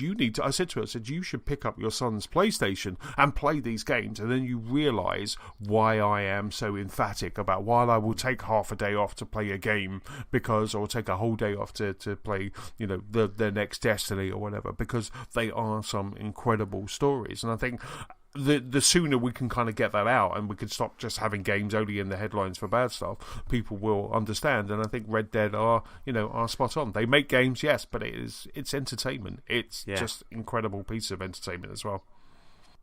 Yeah. on that conversation killer. Yeah. Why do I didn't realise I was killing the button. I'm sorry. But my rant over. But Steve, quick. The next piece of news, Steve, is with you. Yes, it is indeed. This came out, I think it was the start of this week actually. But as we start to build a bit more for the excitement for Nintendo's, domination over their intended domination over the Christmas period, is that it was announced that there was going to be a limited edition Pokemon Edition Switch coming out. So this, I absolutely love this. I know it's kind of divided many opinion across the internet, but I absolutely love this thing. It's half on the left hand side Eevee and coloured sort of the bronzy browny colour for Eevee, and on the right hand side it's got a picture of Pikachu in yellow for the main colour of Pikachu, obviously. On the back, I think the back looks really nice. We've got kind of, obviously, on the back where we've had the sort of the special edition 2DSs, we've kind of got the silhouettes of the Pokemon on the back of it, just in the black silhouettes, and the Joy-Cons and their respective kind of, I don't know what you call them, they're little, I don't know what you call the little things that you put on the end of them, to when you're playing two-player. I don't know what you call them, they're like the little docks, aren't they, to kind of make the slightly bigger in your hand. They're the sort of the sort of secondary colour of each Pokemon. So like I said, there's Eevee with the bronzy silver and the cream, and then Pikachu with the yellow and the dark brown. But I absolutely love this thing. It looks so good, and had I not already got a Switch, I would probably already have one. I don't think I can quite justify buying a second Switch just for myself. Maybe if I'm buy some windfall, maybe trade the existing one in for it. But yeah, it's just so what good. You should do is you should get your lovely fiance into Pokemon, and then she can play Let's Go Eevee, you can play Let's Go Pikachu, and then the Carters can just be like, Pokemon we can hunting. go Pokemon together. You go, you want to be together. We're going to get married. We want to start sharing experiences together. Yeah, let's go. Couples who Pokemon together stay together. Exactly. There you go. I've bought this new Switch, and she'll be like, "Oh my god, that's amazing! It's yellow. I love it." And you go, "No, that's mine. You get my older one." Get off it. Yeah, you get the boring one. Yeah, but yes, this also comes pre-installed with the choice of whichever one you want, I think. So I think you still get the choice of if you get the Pikachu or the Eevee version, which I still can't decide. I still can't decide which one I want. So it's one of them, because Pikachu was inevitably my favourite Pokemon when I was a child, when it was growing up. But then Eevee also, because kind of I got called Stevie as a child, so inevitably that kind of nickname came through as well. So I've kind of got ties with Eevee as well. So it's kind of like, where do I go? So yeah, I think it might just be a coin toss when I inevitably buy or pre-order. I think it will just be a coin toss in terms of I'll just get this one and that one. So, but yes, I love this console. I think it's one of the better special edition consoles that we'll see. Compared to some of the garish shoutings that you see across the other consoles. But yes, I will be very, very tempted to buy one. It'll be very difficult not to buy one. I love the silhouettes on the back. The silhouettes on the back of the Eevee and Pikachu. And I have to say, those Joy-Cons are pretty cool. Those Joy-Cons are, I've been looking at my grey default Joy-Cons for a while, and I'm just been like, I need to switch the colours up, pun intended. I need to switch the colours up. All the puns intended. Because I just thought I was looking at it the other day and I was like, as much as I love it, it makes it look like a grown-up piece of kit. I really would quite like something kind of brightly coloured on either end. You know, and I'm just like, but I really like that. I love the Pikachu Joy-Con. I think the Pikachu Joy-Con, that kind of yellow and brown. There's something about that that's just very cool. Yeah. It's like I totally they complement each other, don't they? Yeah. And it'd be lovely if you could get those Joy-Cons separately. You know, and I think they've already announced that if you want this, you have to buy this console. You won't be able to buy those Joy-Cons separately. Yeah. I mean, you do get the bonus that it does, like I said, it comes with the game pre-installed, and you also get the Pokeball Plus accessory as well. So you do get Sold. So you are getting plenty of bang for your buck. So, but yes, just to get those Joy-Cons on their own, I'd be happy with that. But I don't think we'll see them unless you want to get obviously some sort of third party, skins or wraps for it. But that is all I'm going to say is just be very, very careful when you're buying limited edition stuff, because you get addicted very, very quickly. As someone with Speaking many from experience. Well, let's put it this way: did anybody see the grease-proof controller that Xbox did this week? Yeah. Guess who's been online every night this week trying to find one on sale on eBay or something like that? But I think it's Xbox Australia, and there's only 500 made or something like that, and it becomes a disease very, very quickly when you start, especially if it's attached to a Switch. You'll end up with loads of Switches. But that one's not even nice. That greaseproof one's not even that. I know. Nice. You're just I know. You'll buy it and then you'll just be sitting there going, I don't know why I bought it, and your wife's like, Stu, what have you done? I don't know. It was a flurry of activity. I don't know why I bought it, but it was firstly, they don't come home. And secondly, the 5 stone I've lost this year in weight will go on very, very quickly, because I'll be back on very, very quickly. Well, because I'll be eating chicken like they do in the advert to see if it is actually grease-proof. So I'll just be getting fatter again, caressing my controller while eating KFC. Other chicken joints do exist. But yeah, no, I agree with you. Like all the other ones I've bought, apart from the Minecraft ones, I like them. They're all really nice controllers. And yeah, I don't like it, but there just seems to be this. I know it's there. I know it's out there, and I know there's potentially the ability to be able to buy it.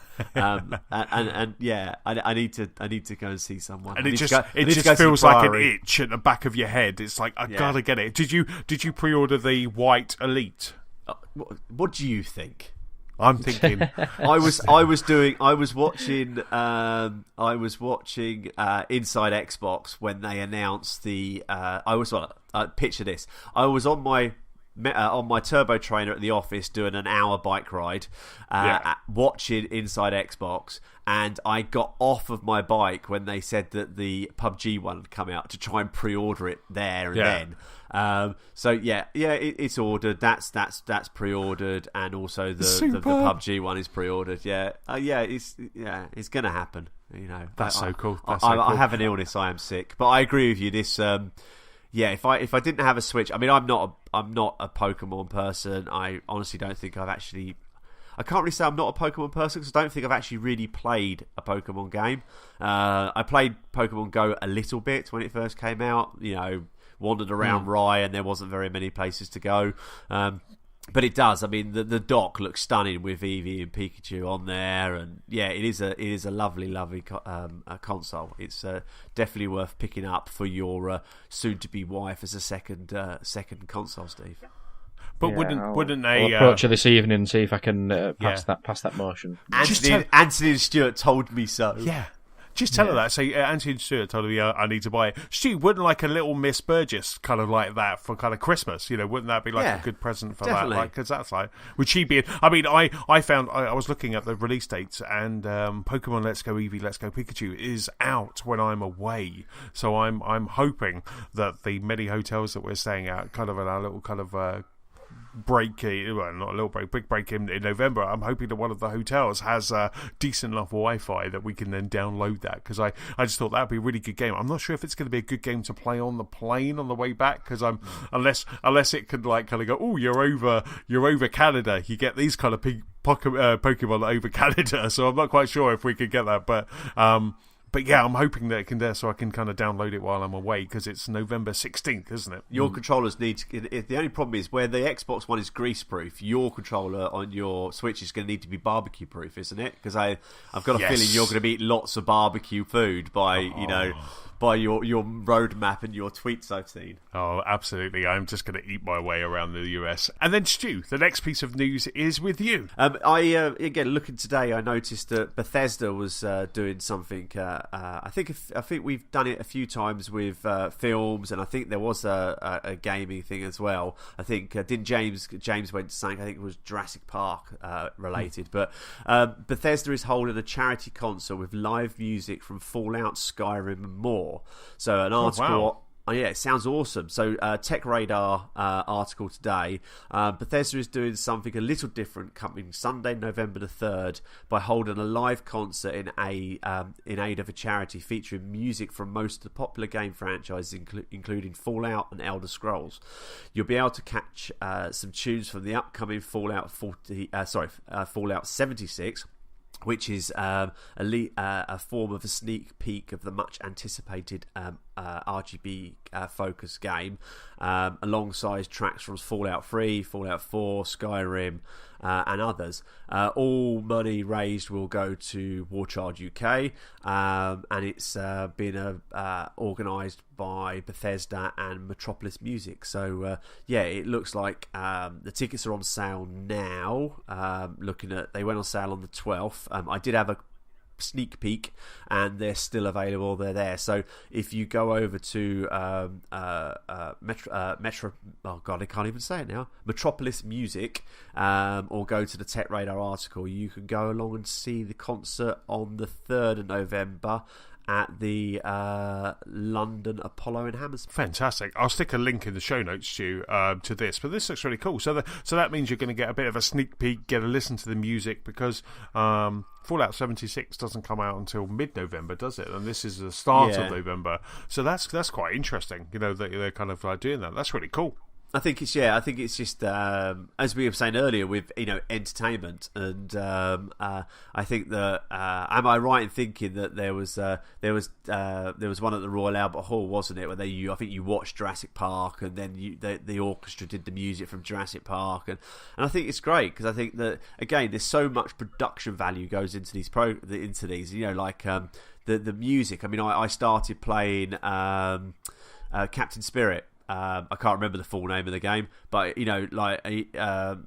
just the music from those games, from the time that's gone into the production of the music. I think it's great that you're going to be able to sit down, listen to it, get a sneak peek on some of the music in Fallout 76, and more importantly, every ticket, which is I think £45, is going to go to charity. It's going to go and raise money for War Child, which I think is awesome. That's absolutely fantastic. I mean, like I say, James and I went to see Harry Potter, so we went to see Harry Potter and the Philosopher's Stone, and and that was absolutely fantastic, because you're just sitting there watching a really good movie, and then the Philharmonic Orchestra's there, kind of playing along, and it's just amazing just to see how intricate these soundtracks are. And I think James previously went to the Zelda one as well. Okay. And I'd love. I think the one that you were talking about as well, the game one, there was a PlayStation one, but I'm definitely kind of on the lookout that the next time they do something like that, like music from games,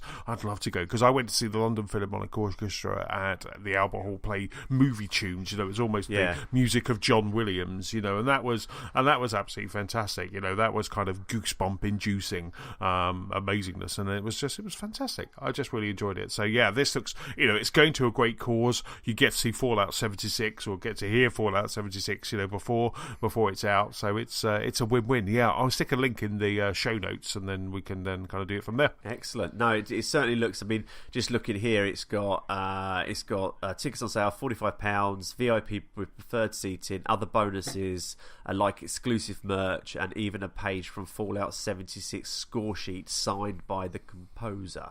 So if you go with the VIP pack, you'll get some merch to bring home and frame and put in your office. Excellent stuff. Take a Pip-Boy, get it signed. Yay. Superb. Steve, the next piece of news is with you. Yes, so staying in Switch related news, we've got finally a date for the Switch Online services launching, being September the 18th, so 5 days from now as we go to pod, and we haven't got this in the news actually, but there's also the Nintendo Direct happening this evening, isn't there, which was rescheduled. Was it after last week? Was it supposed to be? It was rescheduled the earthquake, I think they rescheduled it for. So that's happening tonight, which inevitably will detail some more about this that's coming out. So we are slightly preemptive on this one. We don't have much information beyond that it's coming out on September the 18th. But yes, we finally know when it's happening. People will get to try the online service out for free for a 1 week trial, so at least you can kind of test the waters with it, see what it's like, see how it'll fare, whether you're going to get usage out of it, whether it's going to be worth subscribing for. But yeah, we're still kind of a little bit limited on information in terms of what it will be, in terms of what it'll have. But at least we know that you'll need this to kind of access any multiplayer modes and cloud saves as well. So obviously that's a big thing for most people, because given that we have that pretty much as standard now on the PlayStation and the Xbox, that regardless if you upgrade or change consoles, or worst case scenario your console fails, that your saves will be backed up in the cloud. So that's the benefit there, that if you, for example, if you get a game, then sell it or delete it and reinstall it, you can have your save stored in the cloud digitally and just re-download it and have it again. So yes, come tomorrow, well, come tonight even, we'll have some more information. But yes, we still don't know the full lineup for the NES games yet, I don't think either, do we? Because they said they'll launch 20 different NES games at launch, but we still don't know which ones they are. So again, we will, I'm sure we will find out what those games are actually going to be, and whether, again, it's going to be worth people, dipping into to this online service, which,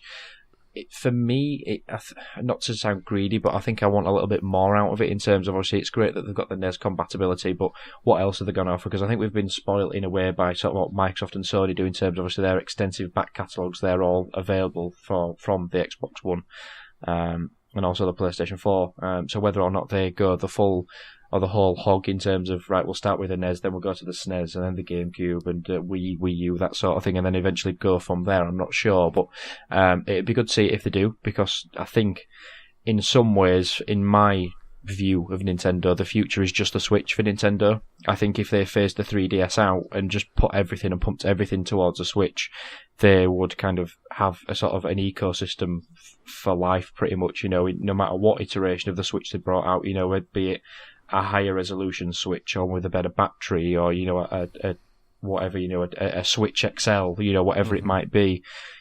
I think if they follow that sort of structure that they have with the 3DS, I think they'd have that successfully. If you could get the old Game Boy games, the old NES games on the the Nintendo store like you can on the 3DS. So what their plans are, we're yet to see. But certainly for me, I think I need a little bit more first before I kind of jump on and kind of, again, I think it's going to be about, is it roughly, I think it's been mooted about £20 or something for this one. But again, we'll probably get a finalised costing for that. But yeah, I'm going to wait and hold off a little bit, I think, and go from there. So I don't know about for you, Anthony, and Stuart, I don't know if you'll be kind of jumping on board with a subscription straight away or not. Or I think the thing for me is the cloud saves. So I really like the idea of the cloud saves. The fact that you can kind of pay for a subscription for the house, can't you? You can say, we've got 2 Switches here. I can get one for both like Nicola and I. I think James was talking about before. I was all kind of pitching into a Lost Spark one.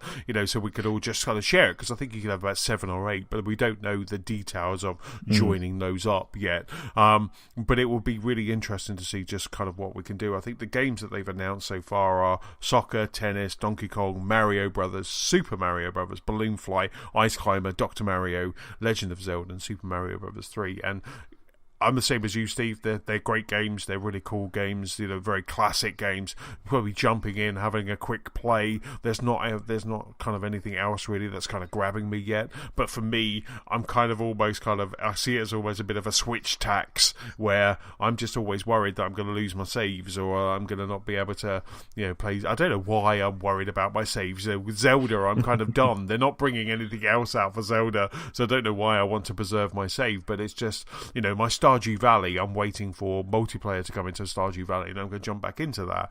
Or Mario Kart. I've done so well in Mario Kart. I wouldn't want that. So for me, I'm seeing the cloud save as the kind of buy-in for me here, rather than those other games. What about you, Stu?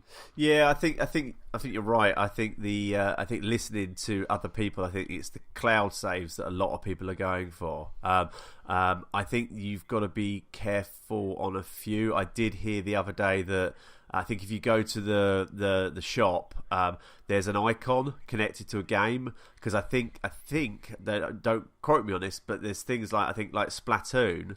Was it Splatoon 2?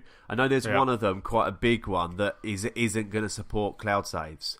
That's Splatoon 2, yeah. Yeah, so I think you've just got to be a bit careful and not put your eggs in a basket with it. Yeah, it would be nice to get some of the SNES and NES games on there, and I think like I know you said before, Anthony, about not buying the mini NES and the mini SNES, because actually I don't want it on a little console connected to my TV at home. I want to be able to play Mario while I'm on the train or on a plane. So I think that's a good idea, but I think as long as they put it as a nominal amount where people aren't really going to think about paying for it, maybe on a Netflix style, you buy it once and it's a recurring yearly revenue. Because I know personally myself, I get an email from Microsoft saying thank you for renewing your gold service. I'm like, oh, did I? I didn't realise I'd done it. It just does it. Yeah. I think that's where they get it, and I think for the cloud saves, I'll jump in. For the NES games, the SNES games, I think that would just be a nice bonus. And online content, if there's something on there where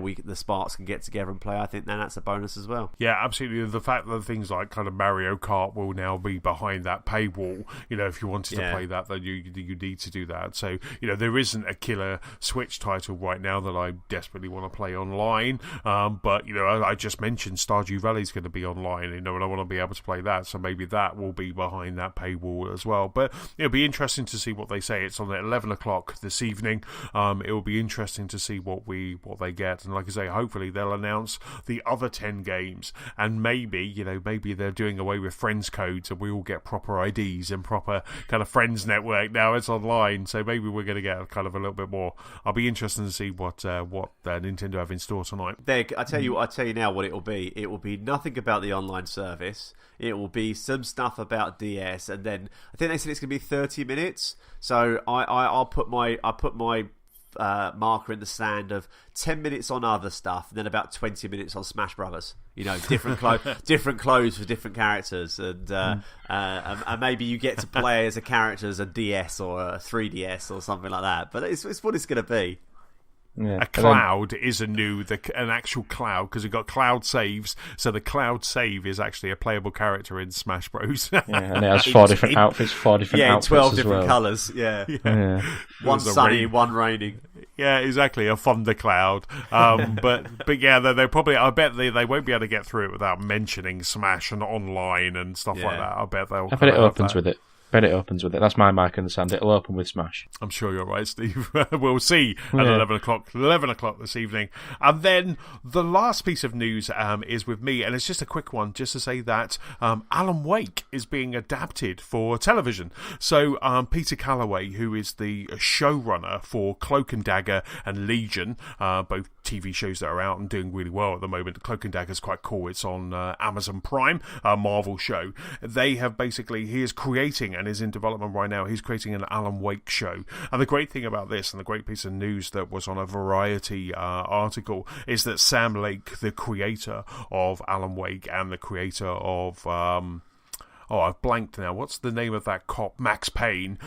So he is actually going to be the executive producer. So Remedy Entertainment are kind of in the works with Contradiction Films, and they're going to make it. So they basically just said there was an announcement that said Alan Wake was basically a TV show already, and that was put into a game. The showrunner said it was Sam's vision. It was influenced by the Twilight Zone, Secret Window, Hitchcock, Northern Exposure, and lots of other US TV. He says so. The plan is that they're going to work closely with Sam on the show, and this is going to, it's his baby, and he's going to be a huge part on it. So the fact that Alan Wake is going to be a TV show, tick, and the fact that Sam Lake is very is involved in this and is very close to it, this just kind of makes me very happy. I'm just finishing up on Castle Rock at the moment, and just to see this more kind of spooky, supernaturally kind of game that kind of Alan Wake was. I'm quite excited for this. This should be quite good. Are you guys kind of Alan Wake fans? Have you ever been kind of into Alan Wake? I played it when it first came out, and I admittedly I haven't played it since really. But I mean,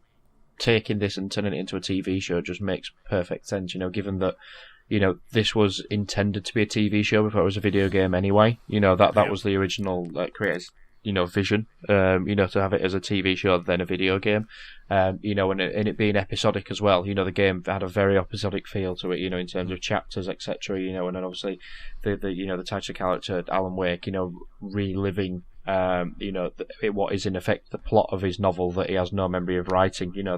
That is already a perfect sort of script, and also a setting for the TV show itself. Given how, like you say, how spooky, atmospheric, it was very sort of artistic that the game when it came out. Translating that into a TV show, it will or should be good anyway. We sort of had this conversation last week, didn't we, about The Witcher being turned into a TV show. So it's good to see that more of this is happening as long as they do it with the right games, which I think The Witcher and Alan Wake are the right games to do it too. I think that will be a successful thing, and certainly something that I'll watch. And certainly something that I will certainly give a viewing when it does eventually come out. Absolutely. This means there's a lot of TV shows currently in the works that are based on games. We've got, as you say, we've got The Witcher, we've got Halo. There's a Halo TV show that's coming, and now we've got Alan Wake. And I'm sure I'm missing on a few, but this is fantastic. I mean, and back to our earlier discussion, which is kind of that entertainment versus games, and it's so easy to transition Red Dead into to a western, not similar to Westworld, but what I mean, but in that kind of western series. I get what you mean. Yeah. And it's just so easy. I mean, like I say, I really enjoyed Alan Wake. There was Alan Wake. I'm trying to think what there was a second Alan Wake as well. So it will come to me. American Nightmare. So that was another one that was fantastic. So just seeing those and kind of coming to life, I'm quite excited. I think I'm quite excited about this announcement. I wonder what other games that we could be kind of turning into TV shows. I'm just like, I bet studios are now thinking, kind of racking their brains to kind of like turn a gaming franchise into a TV show. Oh, definitely. I think I'm looking forward to watching it, and I think again goes back to our conversation earlier. I think it is if the genre is a multi sort of like. They could do different paths and different with the same IP. I think it's brilliant. They've I just see down here they've got Dead Rising, Mortal Kombat. It's there's so many games out there. Either have come from or go to a TV show. I think it's great, and as I said, I personally really enjoyed Max Payne. I really enjoyed Alan Wake. So get some more content out there, get me popcorn out, and fire up my TV and start watching. Absolutely. TV is just so good right now. I mean, we started the show talking about TV shows that we're watching. Kind of Bake Off aside. Like your Marvel, the Marvel Netflix, and also like Iron Fist and stuff. It's just so good. It's just so good to see all of these kind of games, breaking into that TV arena as well. I am watching the Bake Off as well, just to reassure you guys that I am a true Spark. Nice. I have decided to, as Steve said earlier, we are MasterChef Australia family. Even Littler likes the cookery programs, and we sit down sometimes on a Sunday in the afternoon and watch a film, and then we might have a cup of tea and watch one of the cookery programs. So Sunday afternoons in our house has become the Bake Off afternoon, and we're enjoying it. I don't know whether I prefer it over like the BBC replacement, the one I was talking about the other week, the Britain's Best Home Cook, because I do like the diversity of, maybe a starters, the dessert, and a main course. But yeah, so far we've watched the first one. I'm trying to think now. What was the first one? The first one was biscuits, wasn't it? So we watched the biscuits one, and then we watched the cake one. Yeah, the cake one, wasn't it? Yeah, with the awesome guy who decided to do a whipped fresh cream cake on a hot day. That's really not going to work. But I think this week was bread, wasn't it? And it was. Yeah, haven't watched that. We'll be watching that on Sunday. So I'm quite enjoying it. But yes, it's making me feel like a true spark, pod spark. If Raoul doesn't win the Bake Off, I'm going to rage. I will rage. It's just like when I don't want to spoil too much, but when he said just a snippet, he said he bakes to make friends. It's like it's just such a nice guy. It's like the clip showed him just going to a leisure centre dropping a cake off. It's like, why aren't there more people like this in the world? Like, why can't he live near me? He'll happily come round to my house, and if he's going to bring me cake every week, So exactly. But yeah, it's just a nice program, isn't it? Just something nice to watch. It just makes you think there's all the good in the world. There's still good people out there, nice people out there. So, but yeah, I must admit, after watching MasterChef Australia, the last episode, I won't spoil it too much, Stuart, but I'm been inspired come Sunday when Anna's working to go get some ingredients and do a bit of baking myself. So yes, I did go and buy some wagon wheels after the episode with wagon wheels in it. It was sort of like, yeah. And when somebody said they've never had a wagon wheel before, it's like, who are these people? That was Manon. Manon says she's never had a wheelie wagon, is what she called it. Wheelie wagon. Wheelie wagon. It's because I've never had a wheelie wagon.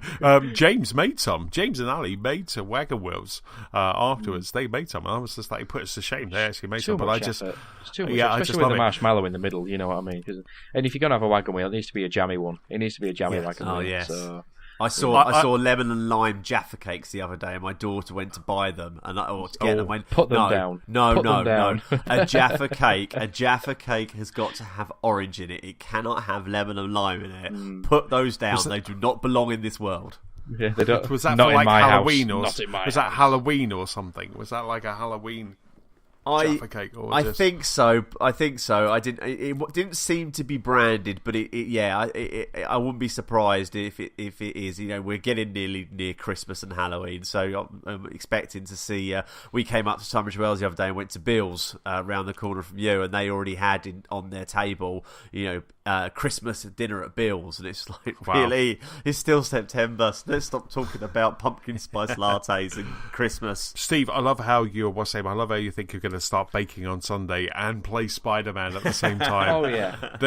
Can you make sure that you have the fire extinguisher at the ready, because you'll forget about the oven, and then it's bad actually. I forgot I was running a bath the other day when I was playing Halo, so that was quite bad.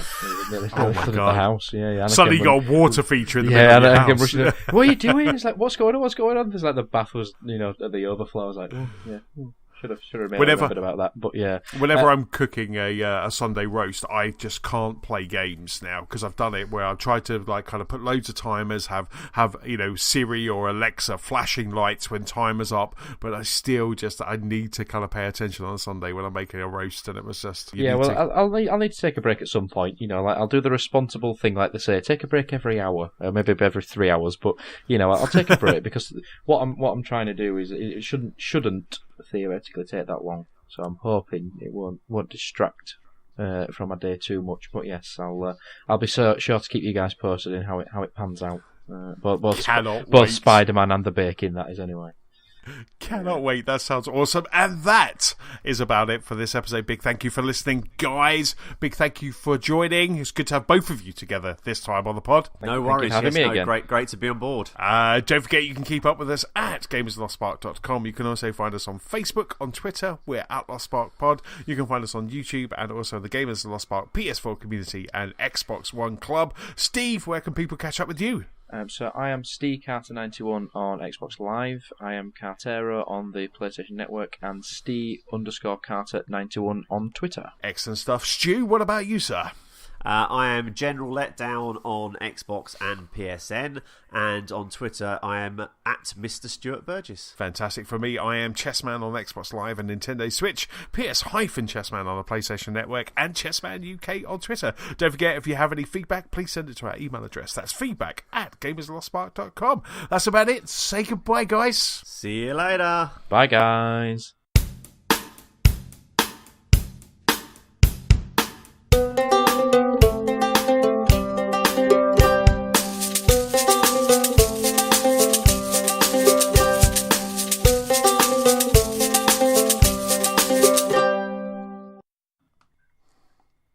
I wanted to do something different.